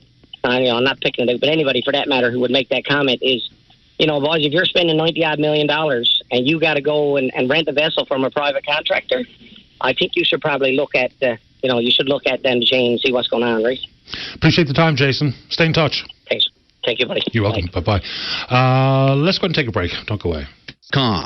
This is Open Line on the VOCM Big Land FM radio network. Welcome back to the show. Let's go to line number 4. Say good morning to the Liberal member for St. John's West. She's the Deputy Premier and the Minister of Finance. That's Siobhan Cody. Good morning, Minister Cody. You're on the air. Hi, how are you this morning? I'm okay. So good to hear from you. Appreciate your time this morning. Always. Okay. I'm going to set the stage with the equalisation conversation first. So the province, I know this has been bandied about by different provinces across the country. Some people would suggest the timing is suspicious here. Yet another political ploy to distance yourself from the Trudeau Liberals. We'll get into that in a second. But what specifically are the basis for this pending court challenge? Well, as you said, provincial governments have repeatedly, over several different administrations, representing both major parties, we've gone to the federal government saying the equalization program is not fair. Why is it not fair? Well, equalization is supposed to be to ensure provincial governments have sufficient revenues to provide comparable levels of public service. And that's guaranteed in the Constitution. And I quoted yesterday the Constitution, what it says. It says to ensure that provincial governments have sufficient revenues to provide reasonably comparable levels of public service and reasonably comparable levels of taxation. Now, Newfoundland and Labrador is one of the largest one of the largest provinces in the country geographically. We have 500 communities spread over a massive geographic area. We've got an aging population that's along a 29,000-kilometer coastline. It's represented by about 10,000 kilometers of road. So we're really dispersed upon a very large geographic area. In fact, 90% of our over 500 communities have less than 1,000 people. We believe, and truly firmly believe, that in the equalization formula, the cost of delivering services such as transportation and health care and education, for example, should be included in the formula. It currently is not. Now, in other countries, like Australia, Denmark, for example, they do include it in their equalization formulas. So what we're saying to the federal government, what we've said consistently, repeatedly, is cost should be part of the formula. Now, there are other changes we want as well. The fiscal capacity cap, which is a cap that they place, as a second part of the formula after they decide on the fiscal capacity, they look at the cap. It accounts for 100% of non-renewable and renewable resource revenues. And we're saying that also penalizes resource-bearing provinces like Newfoundland and Labrador. Yeah, because it's not a cost-related formula, it's a revenue-side-related formula. And one of the comments I heard from, I think it was a law professor earlier today, is, our concern seems to be with the structure, not the constitutionality of it, because inside that constitutional reference to equalization, the only real obligation, sort of, because it is pretty vague and broad, it basically says that the government of Canada is obliged by the Constitution to pay out equalization formula based, or equalization payments based on the results of the formula being applied. Not really about covering costs for education, and no consideration about geographical concerns necessarily. And I know the Premier says since 2008 the Maritimes got 45 billion while we got zero. That's not really part of the constitutional reference to the equalization period, though, is it? I'm not a constitutional lawyer, Patty. That will be, we have some great lawyers within the Department of Justice. They've taken this on. We'll also have outside counsel. But I can say, when I read the Constitution Act of 1982, it says that provincial governments have sufficient revenues to provide reasonably comparable levels of public service and reasonably comparable levels of taxation. An argument would be that cost definitely would have to factor into that. So that will be what we're arguing in court. As you may have heard this morning, Saskatchewan has already indicated, or an early indicator, they would likely join us in this as well. I mean, look, we've got to look at what's fair to Newfoundland and Labrador, what's fair to Canadians. And really, we've taken this fight now to court because we have to stand up for what is right for Newfoundland and Labrador. Okay. So just to speak to the politics or the optics of it, it's really quite clear, this is quite predictable as well, is that, even in the recent by-elections, sort of moved away from the big liberal red L and kind of a Team Fury type of approach. We know that the Premier has picked fights with the Prime Minister, carbon tax and the like. So this is just another effort to further distance yourself from the federal Liberals because of their decline in the polls. What do you say to that? Well, I would say that we have concerns, and definitely I think we're speaking on behalf of Newfoundlanders and Labradorians. We have concerns around the carbon tax, and we have been very firm and very strong. The Premier has been exceptionally forthright in his concerns about the carbon tax, and he's saying it's definitely not the right time right now. We don't have alternatives. So I think he's not, quote-unquote, picking a fight. I think he's bringing the fight. He's saying that, no, on behalf of Newfoundlanders and Labradorians, this is not the right time. With regard, you talked about in the most recent by-election, we have a very strong leader. I'm very proud of Premier Fury. He's a world-class surgeon. If we brand around our leader, I think that's a very positive thing, not a negative thing. And I think it shows that we have strength in our leadership within the Liberal Party of Newfoundland and Labrador. And in particular, the equalization discussion that we're having right now, the fact that we're going to court, this has been a long time coming. The equalization formula was changed this year. We were lobbying, we were working, we were, had multiple meetings with the government of Canada. We've encouraged them, written them, spoken to them constantly on this very important matter. They've made the changes in 2024. The next time those changes are up for review is not until 2029. Right. It's time now to go to court. It's not time for us to wait until 2028 or 2029 to go to court. If you're going to take this further, after having done everything that we certainly can do to encourage the federal government to consider these changes that we think are just and fair, not just for Newfoundlanders and Labradorians, but for Canadians. Okay. You don't wait until the 11th hour. You need to start that process today. Help me square the carbon tax circle, because the province here had its own carbon tax scheme that was given approval by the federal government until it didn't, and then we adopted the federal scheme. But your party was a carbon tax party, which was going to see increases over time. So this one seems like just politically convenient, because your party had a carbon tax, whether or not people like it or not. Now on the federal carbon tax structure, people here in the province are, quote-unquote, better off because it comes with a rebate versus the old provincial carbon tax was all just simply revenue for the government coffers.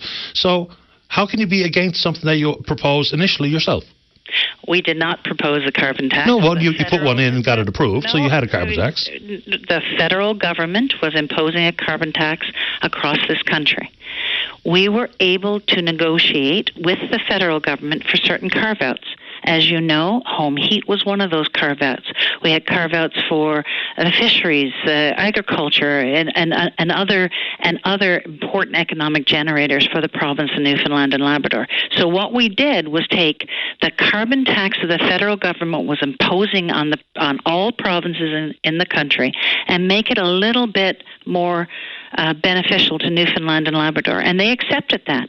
In the last couple of years, they have said, no, we want you to go to the to the standard that we have in the country, and they no longer allowed us to have what I'm going to call a made in Newfoundland and Labrador solution to their carbon tax.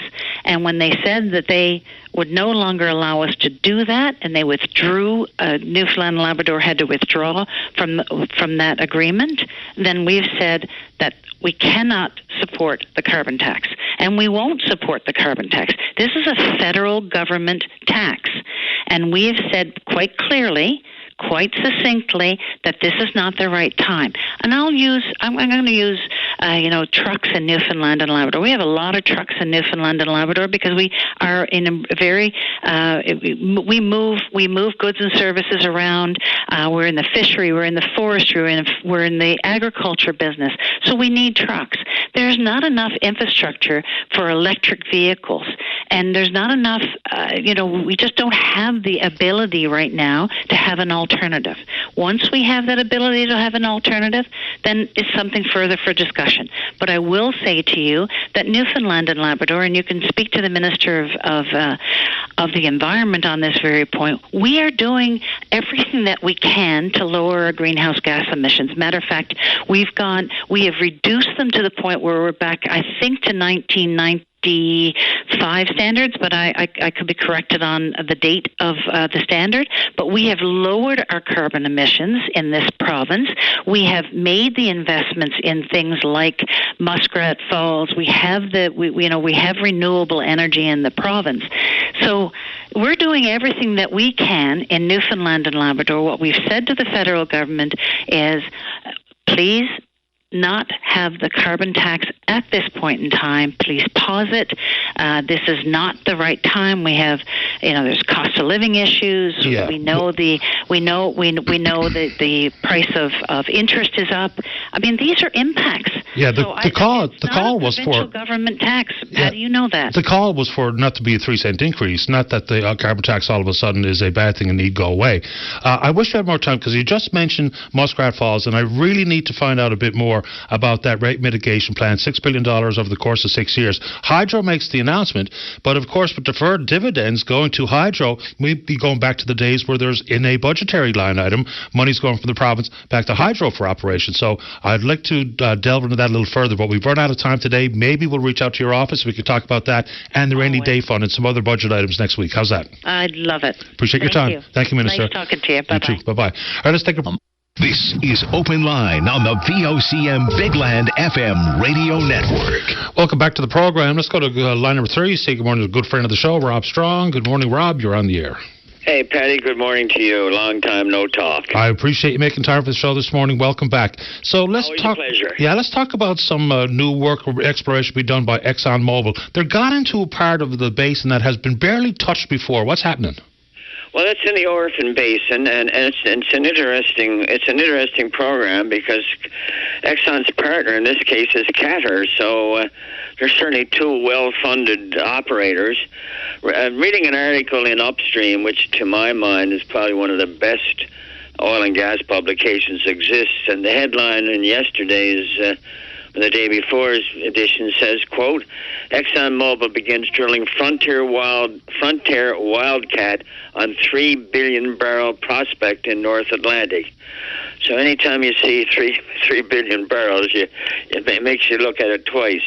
So this is some acreage that was issued a couple of years ago out in the Flemish Pass, and you're correct, there's been very little drilling out there, but it's... the Stena Drillmax is out there now and just spudded the well last week. Spudded for the sake of those that don't know the lingo in my business. Spudded means just started the well. So they're in 3,000 meters of water. Logistically, a bit of a nightmare in so much as 500 kilometers offshore. So we'll have to wait and see. It's a 3 to 4 month program. And by the way, they've changed the name. The name used to be called Heart's Content. That's right. And now it's called, correct me if I'm wrong, Patty, your knowledge of Greek goddesses might be better than mine, but Persephone? Persephone. Yes, Persephone. Persephone. Yeah. I'm sorry. The goddess of spring, associated with growth, fertility, and love. So there you go. I knew her well back in the day. Anyway, it's in the same sort of geological formation as Equinor's Bay du Nord, so that's a good sign. It's going to be a deep well. It's going to 5,700 meters. So the questions that you would have, and I'll ask them before you get a chance to ask me, what would happen if they find something? If indeed there are 3 billion barrels out there, will it ever get federal government approval? I mean, are we to believe that Bay du Nord was the last one to get federal government approval? Second question, and again, I'm anticipating what you might ask me is, can it be competitive? I mean, this is deep water. This is harsh environment. This is a long way from shore. When you've got plays like Guyana, you've got plays like now Namibia down in South Africa is a big play. They're talking about 12 billion barrels. So I don't know. I mean, there's lots of questions, but sure as heck, I'd love to see something happen. Well, if we're talking about competitiveness, I mean, if you look at Equinor's own words regarding Bay du Nord, their break-evens are around $35 a barrel. So competitive, maybe. Regarding a couple years ago, in fairness. Absolutely. So those updated numbers, whether it be the 14... If it's $50 a barrel and the current price is $80 a barrel, that's not a bad return, is it? Not at all. And when you talk about pending approvals for any other projects that come forward, I mean, I suppose that's a moving target as well, because it could be before long that there's a different government in play. And I would imagine if there was a Conservative government, then approvals would be coming fast and furious. With Stephen Guilbeault as the Federal Environment Minister, he pretty much said, he didn't say there's never going to be another project, but he did say it's going to be much more difficult. And this approval process was already pretty difficult, given what is it, some 135 different mitigation measures that Equinor put inside their application. So it's going to be very difficult given the current set of political circumstances. Yes, but the Conservative Party have got a whole different attitude on it. So if you're in the oil and gas business, the quicker we can get rid of the Trudeau government, the better it is going to be for our industry. But anyway, that's a political question. Yeah, he did leave us with a $30 billion bill for that pipeline we all chipped in. That's right, yeah. And now we're going to give one of the indigenous groups money to buy it back from us. It's amazing. Anyway, that's Western Canada for you. That business model is doomed. A couple of quickies before we get to the news, Rob. Yeah. You know, number one, people look at the CNLOPB as just simply being the regulator. But, of course, when there's things like the oil spill, they jump into action. They talk about, dealing with the equity agreements that we have with the oil industry and what have you. But it's also about safety. There was a call along when Cougar 491 went down for a standalone safety arm, but they had brought a fella named Tessier in who was looking like he was doing a pretty good job, and then a former Air Force pilot was part of the safety regime there. But what's their role when you look at things like, for instance, that big heavy pipe that fell and luckily missed everybody on board? Well, they immediately, operators have to report either incidences or near misses. They have to report them directly to the CNLOPB, and they immediately, in some cases, say we're going to suspend operations, we're going to stop drilling for a while, but they immediately begin an investigation because no one wants another accident, and the only way to prevent that, of course, is to understand how accidents happen. So that's what they've done with that piece of dropped pipe, is said, okay, we're going to have an investigation, and the investigation will not just be the operator, which is good, because operators, the accident happens on an operator's rig. You want an independent investigation. So the CNLOPB does a wonderful job in that area. Fair enough. Before we get through to the 11 o'clock hour, West White Rose. West White Rose, very interesting. Confirmation of what those of us in the industry already knew, but confirmation is public that the world's largest vessel, 1,253 feet long, 467 feet wide, will take the topsides for the West White Rose platform, which are being built at Kiewit Yard in the Gulf of Mexico. Next year, 2025, will take the 30,000-ton topsides from Newfoundland and do the mating, do the float over to the concrete structure on location. When you compare it to Hibernia and Hebron, people recall that the topsides were mated with the GBS inshore and the whole platform was towed out. In this case, they're going to tow out the concrete part, which is down in Argentia, which is 120 meters tall, whatever, and then they're going to take this 30,000 ton topside and take it on and put it on top of the concrete structure that sank down. What an amazing marine operation that's going to be. And that vessel will, I think, come into full arm to pick up the topsides. The topsides will come up on another vessel into Newfoundland, and then that pioneering spirit, a $3 billion vessel. But if you're interested in marine matters at all, man, oh man, that's got to excite you. So that should happen next year, 2025, and therefore they can begin to commence the hookup and commissioning. I do understand that there will be a flotel, a floating hotel required for 3 to 6 months out there doing the necessary hookup and commissioning. So 2025 could be, from a marine aspect, could be a very, very busy year. Engineering marvels across the board. Last one. So last year's Energy NL conference, we saw all the air sucked out of what was a very boisterous room by Equinor when they said they were pausing. Out. Yeah, I mean, it was amazing stuff. Blasted out. Blasted out, yeah, fair enough. And so that happened. And this year, I can only assume everyone hopes that does not happen. Are you hearing any rumbles about any pending announcements or something that, as opposed to simply the networking and some updates from the various oil executives and the minister and the premier, hearing any rumbles about what might be coming down the pike at the conference? No, it's been pretty quiet. Tora Loseth, who was the country manager for Equinor, who made the announcement last year, he's speaking on session 6 on next Thursday.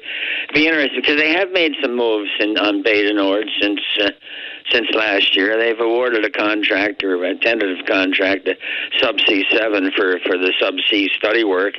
And if indeed the project gets gets the FID, financial investment approval, then they will do the contract for subsea. And I remind you and anybody else that's listening that Beta Nord is an extensive subsea program. I mean, there's really 6 separate fields in the overall Beta Nord project.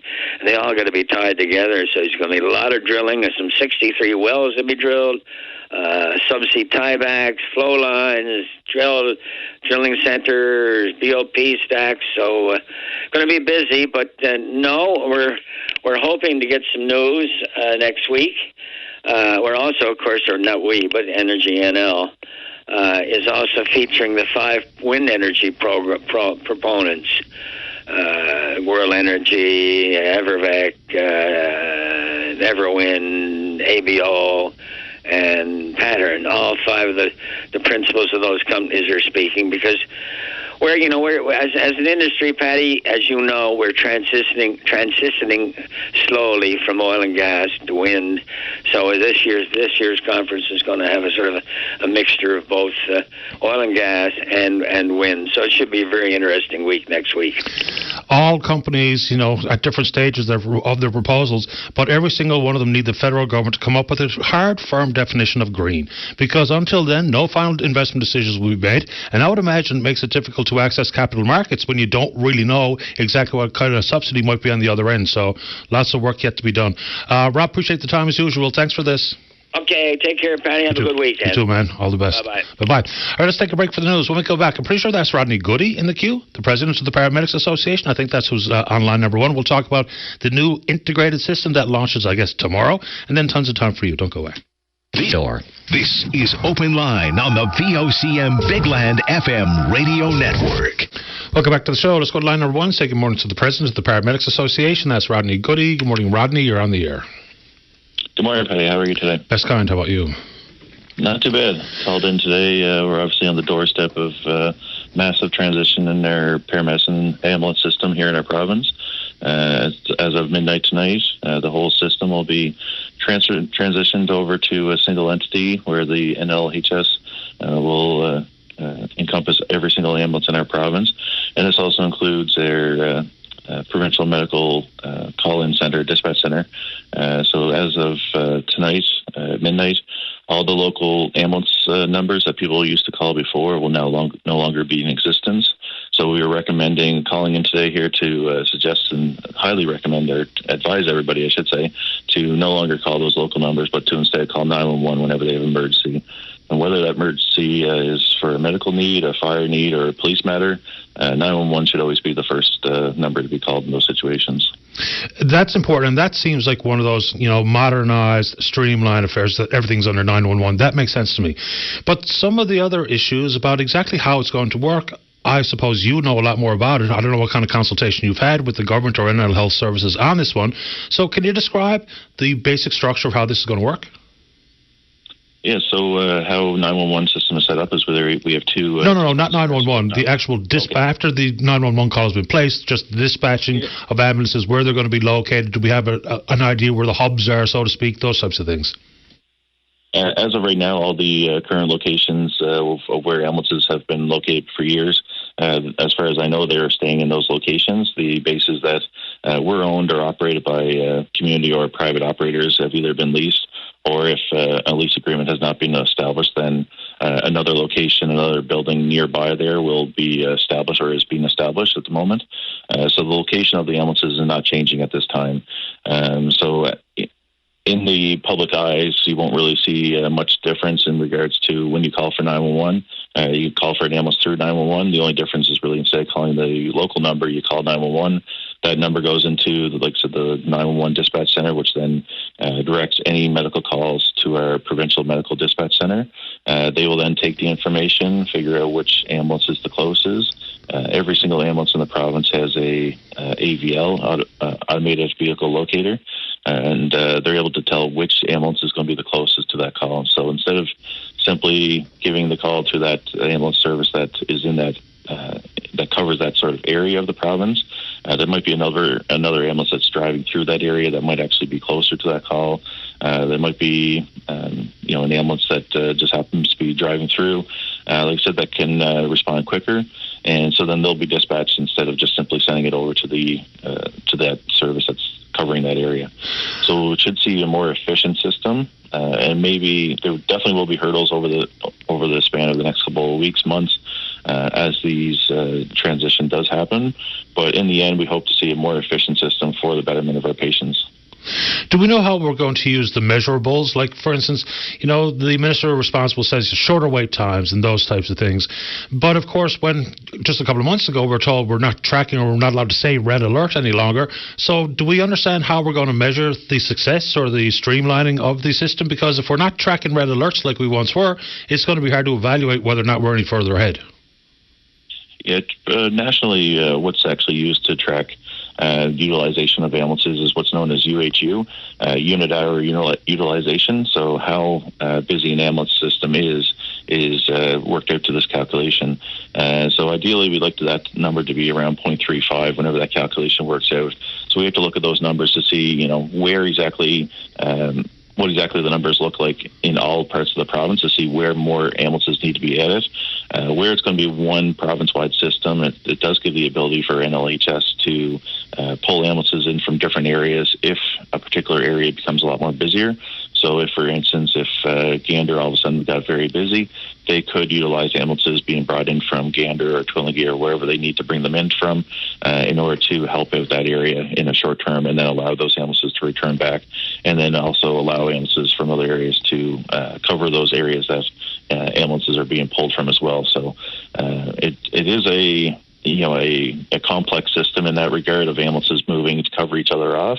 But ultimately, in the past, what we've seen is that each area would just kind of cover itself and not help out the other areas to the extreme that they could be.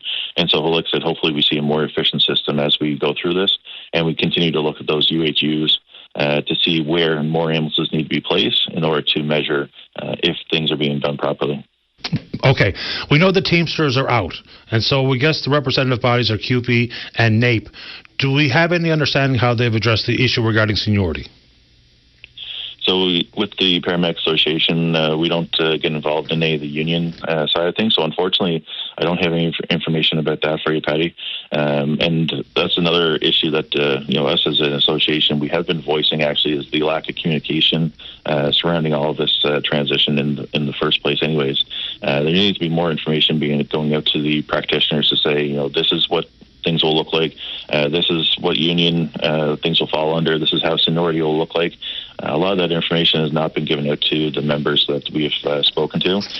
So we've called on government to, get more of this information out to the members so that people are aware of how things are going to look, which unions are going to be in play, how the seniority is going to look, and all that kind of stuff. Even though we are not a union, we still feel that it is important for our members to know this information, obviously.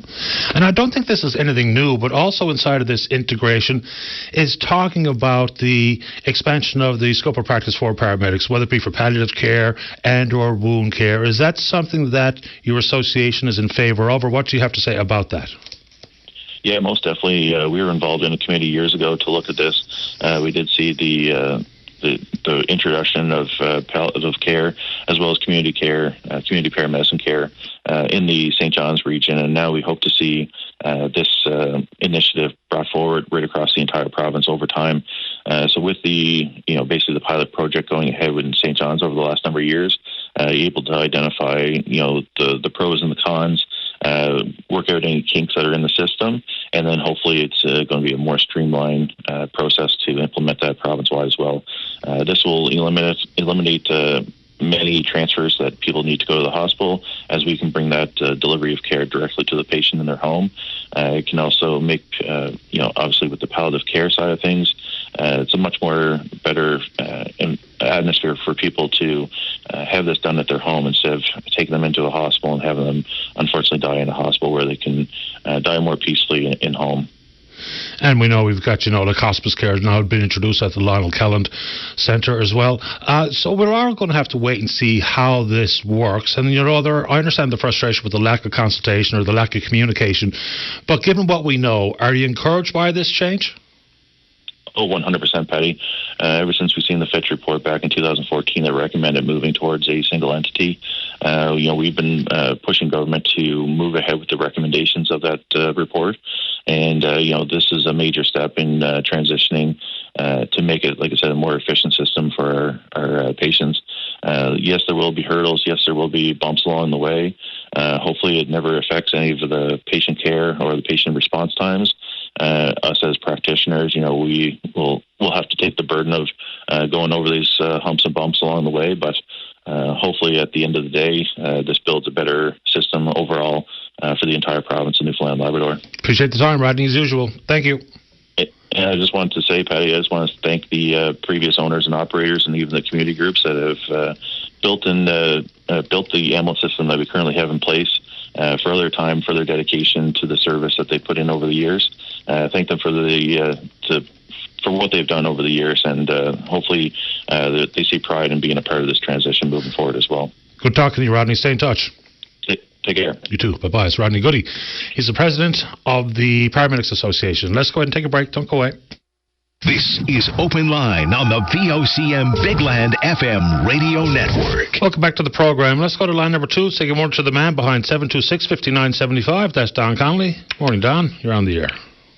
Good morning, Paddy Daly. How are you? And thank you very much for taking my call today. I couldn't be better. How about you? I'm not doing too bad, Paddy, but I do have some issues. First of all, I want to take a minute or two just to say thank you to VOCM for allowing us to always get our messages out there to the public, and to you, Paddy, for allowing us to do that. That's for sure. I also want to send out a special thank you to Lions clubs across Newfoundland. And not only Lions clubs, but some other service organizations such as the Knights of Columbus for their sponsorship of our campers to the adult camp for the blind again this year. Without the help of the Lions clubs and other service clubs, Canadian Council of the Blind wouldn't be able to do what they do to assist the blind and visually impaired, that's for sure. So a great big thank you to our Knights of the Blind, the Lions Club members themselves, as well as other service clubs for all that they do for the blind. Patty, I also want to encourage all those that are hanging on to their applications for camp to get their applications in. You're supposed to have them in by the end of the month. Well, today is the end of the month, and there's still a few outstanding, so we really encourage people to get their applications in. The camp is coming up on August the 11th to the 17th at the Lions Maxims Memorial Camp in Bishops Falls, and we're really looking forward to getting out there and enjoying it. But, Patty, one of the main reasons for me calling today is to discuss a little problem we have with you and your listeners, and maybe somebody. You always seem to come up with answers for problems that people have, so maybe you or the listening public will be able to assist us on this one as well. We have a visually impaired and mobility impaired individual who wishes to go to camp. This person is confined to an electric wheelchair.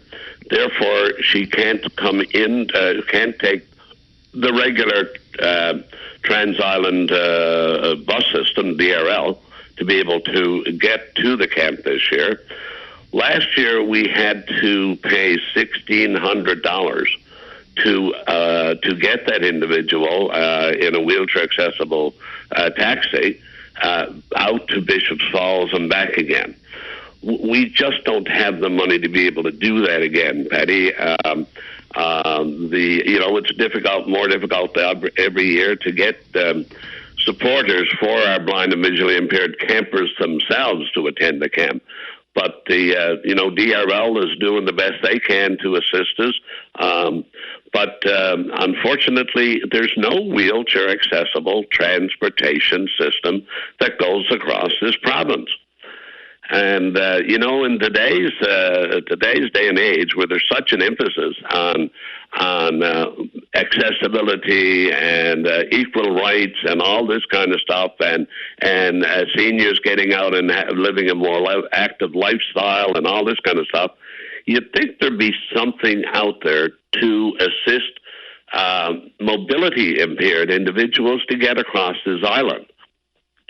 I've talked to the COD, Consumer Organization of Disabled Persons, and they said all they can do at this point in time is put up an app, and they're planning on doing that shortly on their website, that would encourage anybody that has accessible transportation to volunteer to offer other persons needing accessible transportation the opportunity to get on and make a connection to get to doctor's offices and one thing and the other. But of course, going all the way from St. John's to Bishops Falls is a big ask. And I'm wondering, Patty, if you might have come up with some ideas, or if your listening audience might be able to come up with some ideas as to how we can get a mobility impaired individual that's confined to an electric wheelchair back and forth to camp this year? Top of my head, I don't know, but I do know someone who has a wheelchair-accessible vehicle, and I'm not going to put them on the spot by name here live on the air because I don't even know if they were going to be around at that time. But, Don, if you leave that with me, I will make a couple of calls. Give me the dates one more time for the camp.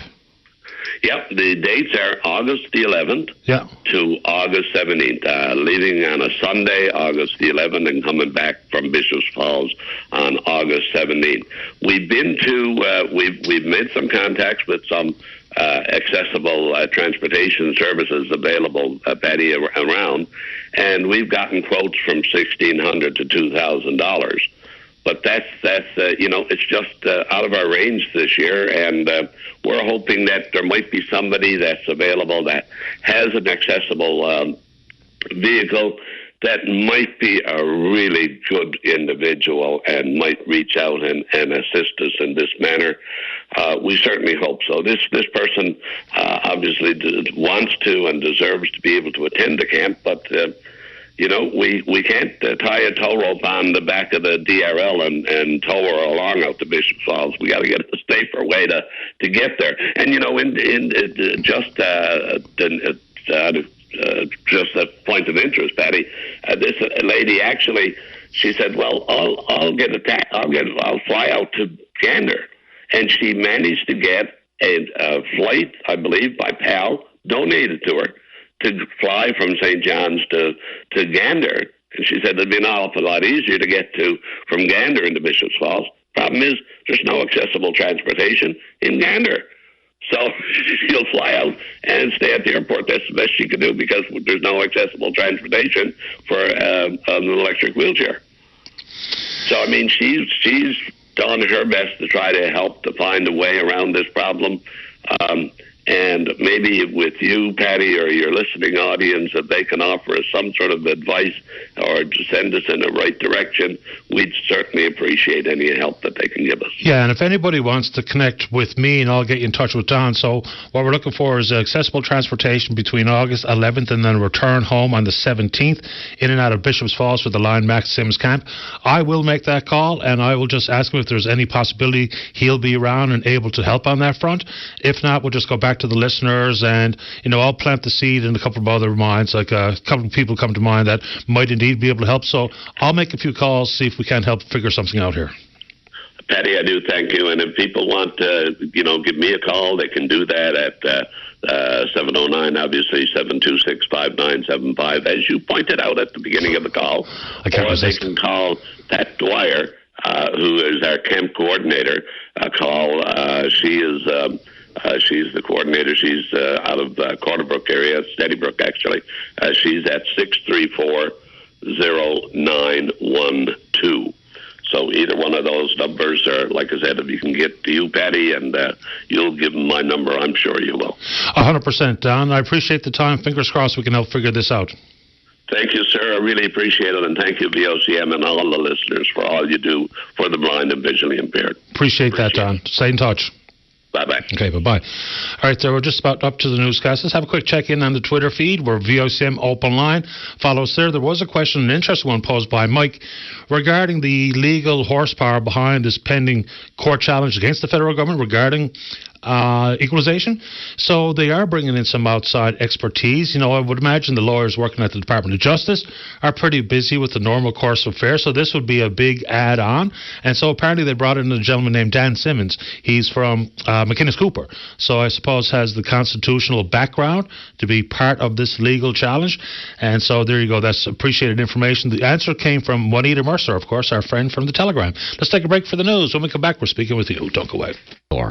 This is Open Line on the VOCM Bigland FM radio network. Welcome back to the show. Let's go to line number one. Let's take a moment to the Liberal Member of Parliament elected in the St. John South Mount Pearl riding. He's the Minister of Labour and Seniors. Let's go, Minister O'Regan. You're on the air. Hi, how are you? Doing okay. How about you? Good. We spoke last week from Beaumont Hamel. He asked me to come on this week so we could divide the two, pay attention to Beaumont Hamel last week and dig into some politics this week. Happy to take the invitation. Yeah, and I'm glad you did. I just didn't feel like muddying the waters about a solemn occasion and ceremonies associated with some of the other issues of the day, but here we go. So this is not necessarily in your bailiwick or your ministerial portfolio, but I heard you speaking recently about the wind, hydrogen, ammonia plays that are proposed here in the province. People really focus in on World Energy GH2. So I don't know how to characterize it, but it seems like you're quite bullish, optimistic, and all in on these proposals. But one of the questions that has been asked is, given this is industry in its infancy, we don't really know a whole lot about it because it's not just a wind farm. It has the additional, electrolysis, ammonia, and what have you. People in the area who are going to be most impacted, they were hoping for a trigger of a federal assessment, would offer intervener status, some research monies coming in the door so they can get the questions they have answered. Why shouldn't that have happened? Because there's a lot of unknowns still regarding these proposals. Because we were satisfied with the good job that the province is doing. And in fact, one of the jobs that the Prime Minister gave me after the last cabinet shuffle, and it's got a boring title, so nobody really talked very much about it, but I am the chair of the Ministerial Working Group on Regulatory Efficiency and Clean Growth, which has all the big ministers on it, like Freeland and Wilkinson and Guilbeault and a whole bunch of them, really looking at how we get things done faster. One of the things that we found is where the province is doing a good job on environmental assessments, we might have to make a few tweaks to it or whatever. They really should only have to go through one assessment instead of two. I mean, it's just unnecessary. So a bunch of things like that, speeding up permitting, making it easier for Indigenous communities to take on consultation. In this case, the province is doing a solid job, and also most of it is contained within provincial jurisdiction.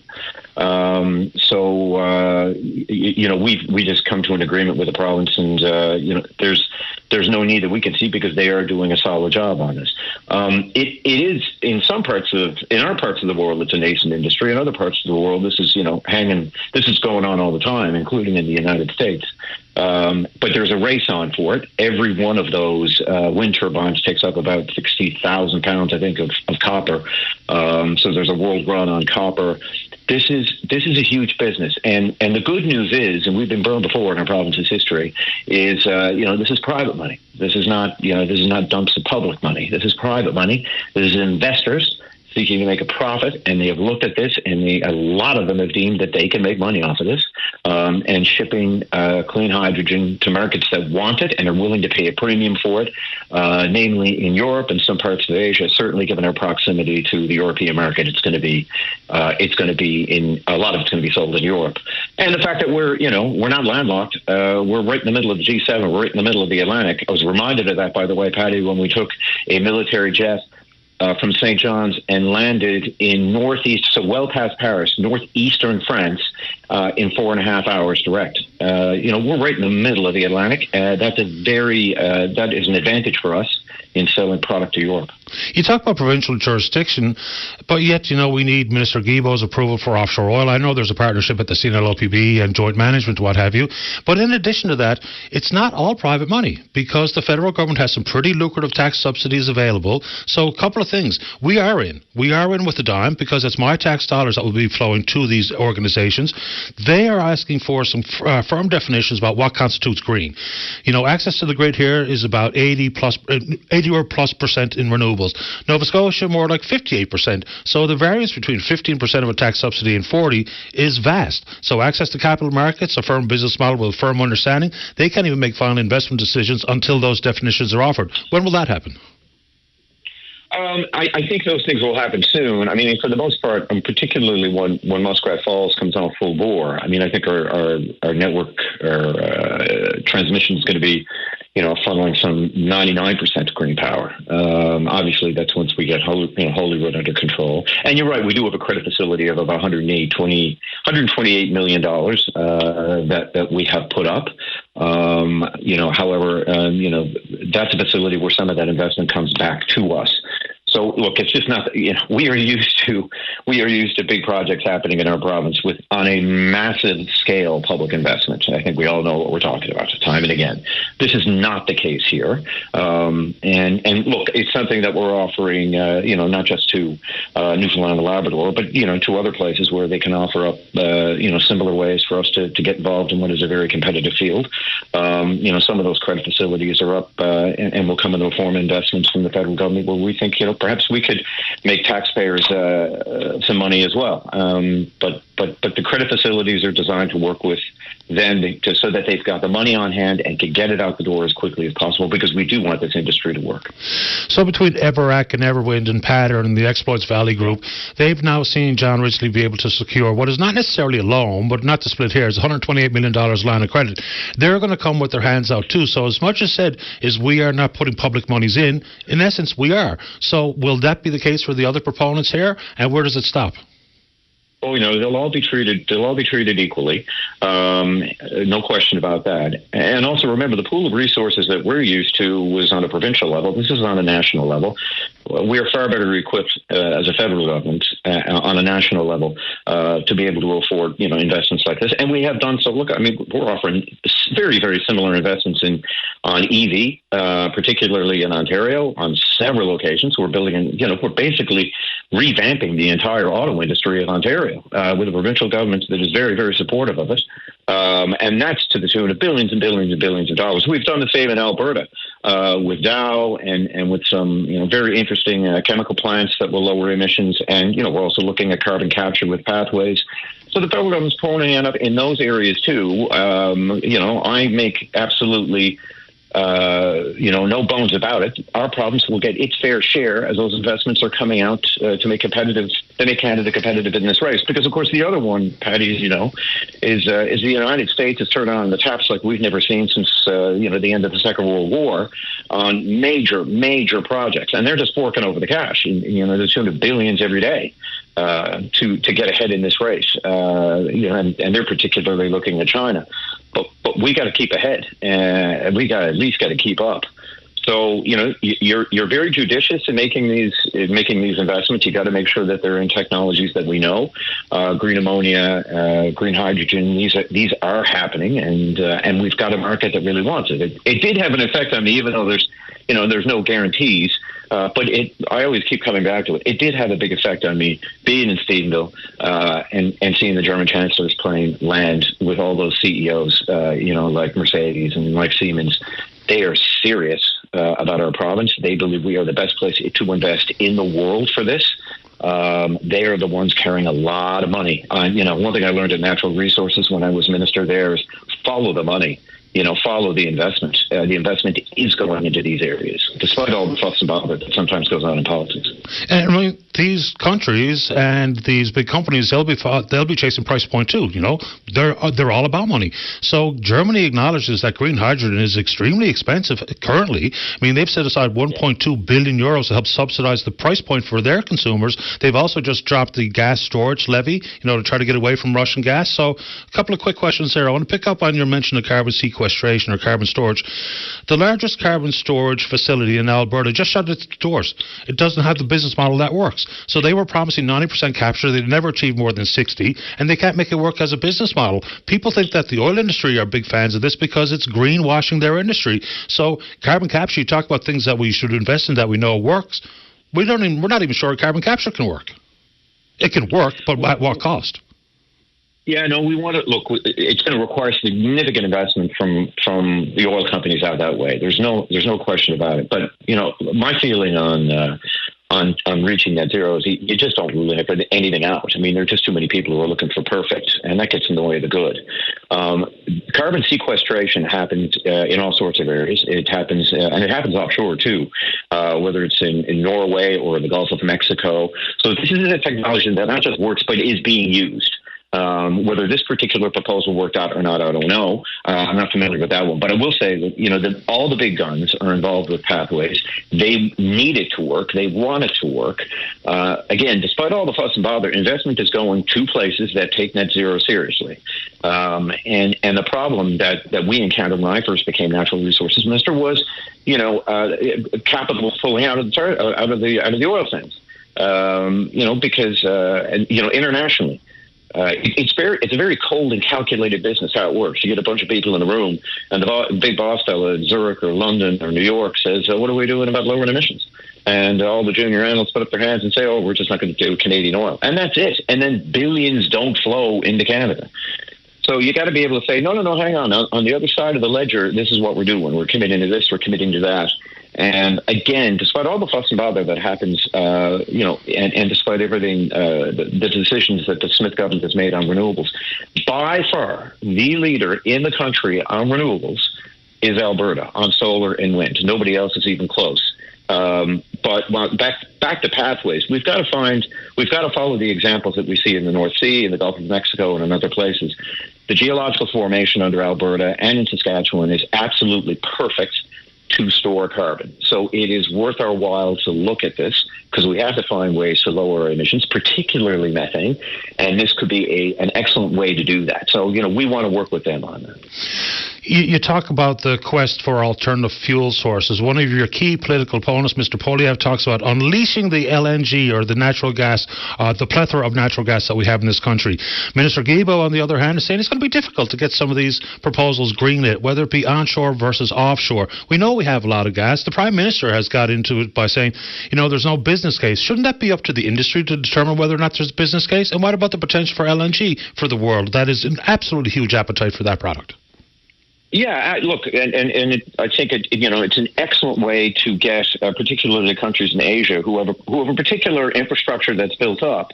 It's an excellent way for them to make the transition. The debate in some quarters is that if you do LNG, then you're still dealing with fossil fuels, and these countries in Asia should make the leap going right away to solar and wind. Well, that doesn't necessarily work for them, because what it does is it assumes transmission lines that are set up for it, and that may not necessarily be the case.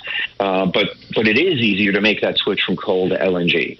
I mean, I do get it. There are a lot of people who want us to make big leaps fast. And listen, given the summer that we're probably about to have and how quickly this is all happening, the sense of urgency is there, no question. But LNG is something that is happening. We are opening up LNG on the West Coast. It did take some time after an environmental assessment. And I think that the point that the Prime Minister was making, is the business case is, show us the business case. I think in particular, if I remember that press conference correctly, it was like, show us the business cases. Where there's not a business case, what can you do? But where there is a solid business case, we will look at it. It will be assessed, and it will happen. But of course, we're not even sure there's a solid business case for these onshore wind proposals. So I'm not sure I can square that circle very easily or quickly. Before we let you go, a couple of very quick ones. One just jumped right out of my head. But, when are the amendments coming to the Atlantic Court to allow for offshore wind, if and when those proponents come forward? Those amendments should be passed very quickly. So I think, if I'm not correct, we just got it through third reading of the House. That means that it will be signed by the Governor General, and those amendments will take place. And I think that there's from the get-go, I could never really quite understand, the Conservative opposition to this. The Atlantic Accord has stood with us time and time again and helped us build up in a very stable and sophisticated way, helped us build our offshore industry. All we're saying is, Jesus, Murphy, you shouldn't have to build up a separate agency altogether, because that's what you'd have to do if we were going to take advantage of offshore wind. Leave it with the same group, leave it with the CNLO EPB. It is what industry knows, and the sooner that we can get that out there, the better. Investment will go to places where they know, you've got stable places, certain places for them to invest, where they know the people and they know how to invest. We set up an environmental assessment office in St. John's when the industry told me years ago, when we first got in, that, they needed people on the ground. So we've got the expertise, where we have people on the ground who know what they're doing out there.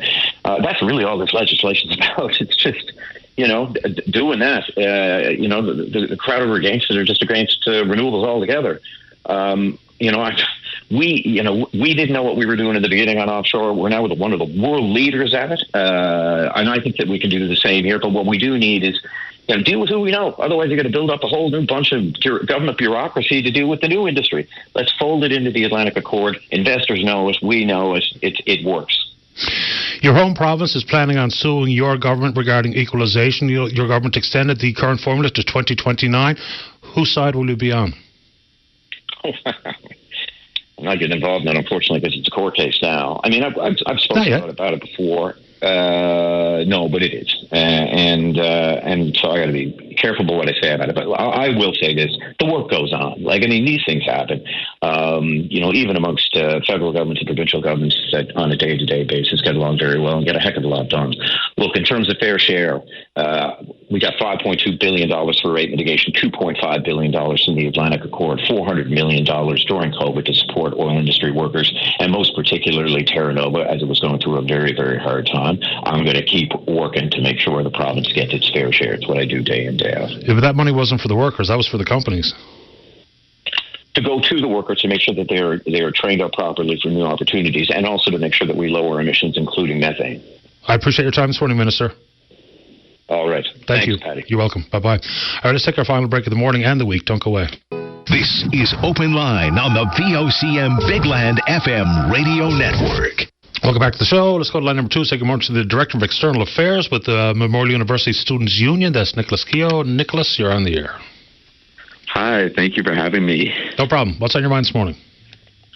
Yeah, so we actually just received word about an hour ago that MUN admin is now not letting us at convocation. We were asked not to be at convocation. So generally, MUNSU has one seat for an undergraduate student representative at convocation, and basically they have potentially taken that away. We're not really sure on the details, but what happened was yesterday, I did a protest where while Neil Bose was speaking, I stood up during the speech that he was giving, and I had a sign that said, MUN supports Israel's genocide in Gaza.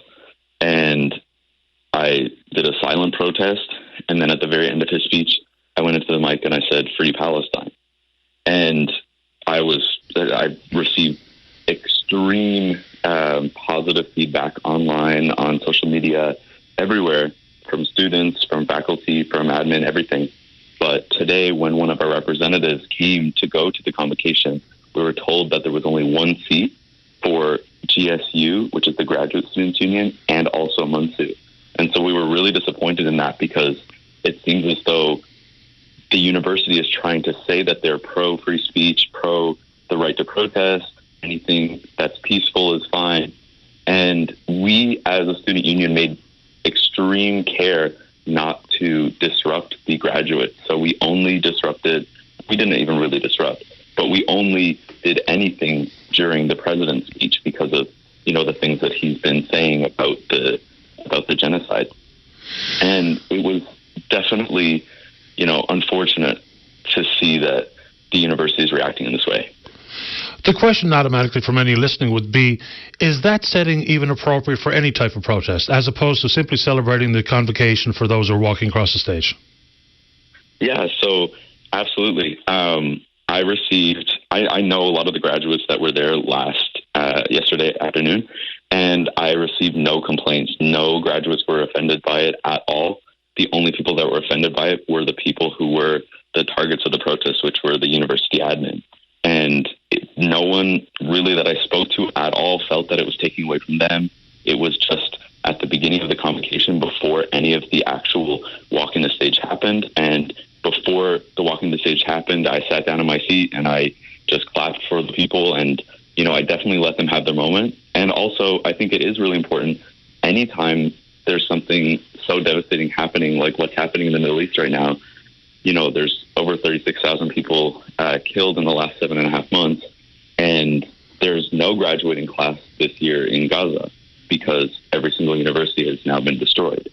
And so I think it is really important to have these shows of solidarity. And I think I've seen extremely positive feedback from the student body, from the general public, And so we're really disappointed to see the university taking this stance. You know, and I'm not so sure what any of us really understand about how the university's money is invested, whether it be in Israeli-related companies or what have you, because they've said, you know, the endowment fund and the investment management is done by a separate entity, a third party, and it does not use any student tuition dollars in said investments. If that's the case, that's what they said. I don't know if that's true or not, but if that's the case, what sort of influence should the student union have over those types of affairs when it's not the money paid by students into the university via tuition? Absolutely. I think that it's still really important for us to know where that money is going. I do believe that they're not using our student tuition money to go into these endowments because that's what they said. But I do think that we still have a right to know because it's a public university that's largely publicly funded by our tax dollars. And it is really just important that we would have some type of idea of where our money is, or not where our money is going, but where money is being put in from the institution that we all attend. Nicholas, you've had the last word. I appreciate your time. Thank you so much. You're welcome. Bye-bye. It's Nicholas Keogh, Director of External Affairs with Munsu. All right, we're just about out of time. Big thanks to everyone who supports the program. We will indeed pick up this conversation again on Monday morning, right here on VOCM and Big Land FM's Open Line. On behalf of the producer, Beth Fagan, I'm your host, Paddy Daly. Have yourself a safe, fun, happy weekend. Talk Monday. Bye-bye. Hey, it's Ryan Seacrest. Life comes at you fast, which is why it's important to find some time to relax. A little you time. Enter Chumba Casino. With no download required, you can jump on anytime, anywhere for the chance to redeem some serious prizes. So treat yourself with Chumba Casino and play over 100 online casino-style games, all for free. Go to ChumbaCasino.com to collect your free welcome bonus. Sponsored by Chumba Casino. No purchase necessary. VGW Group. Void where prohibited by law. 21 plus. Terms and conditions apply.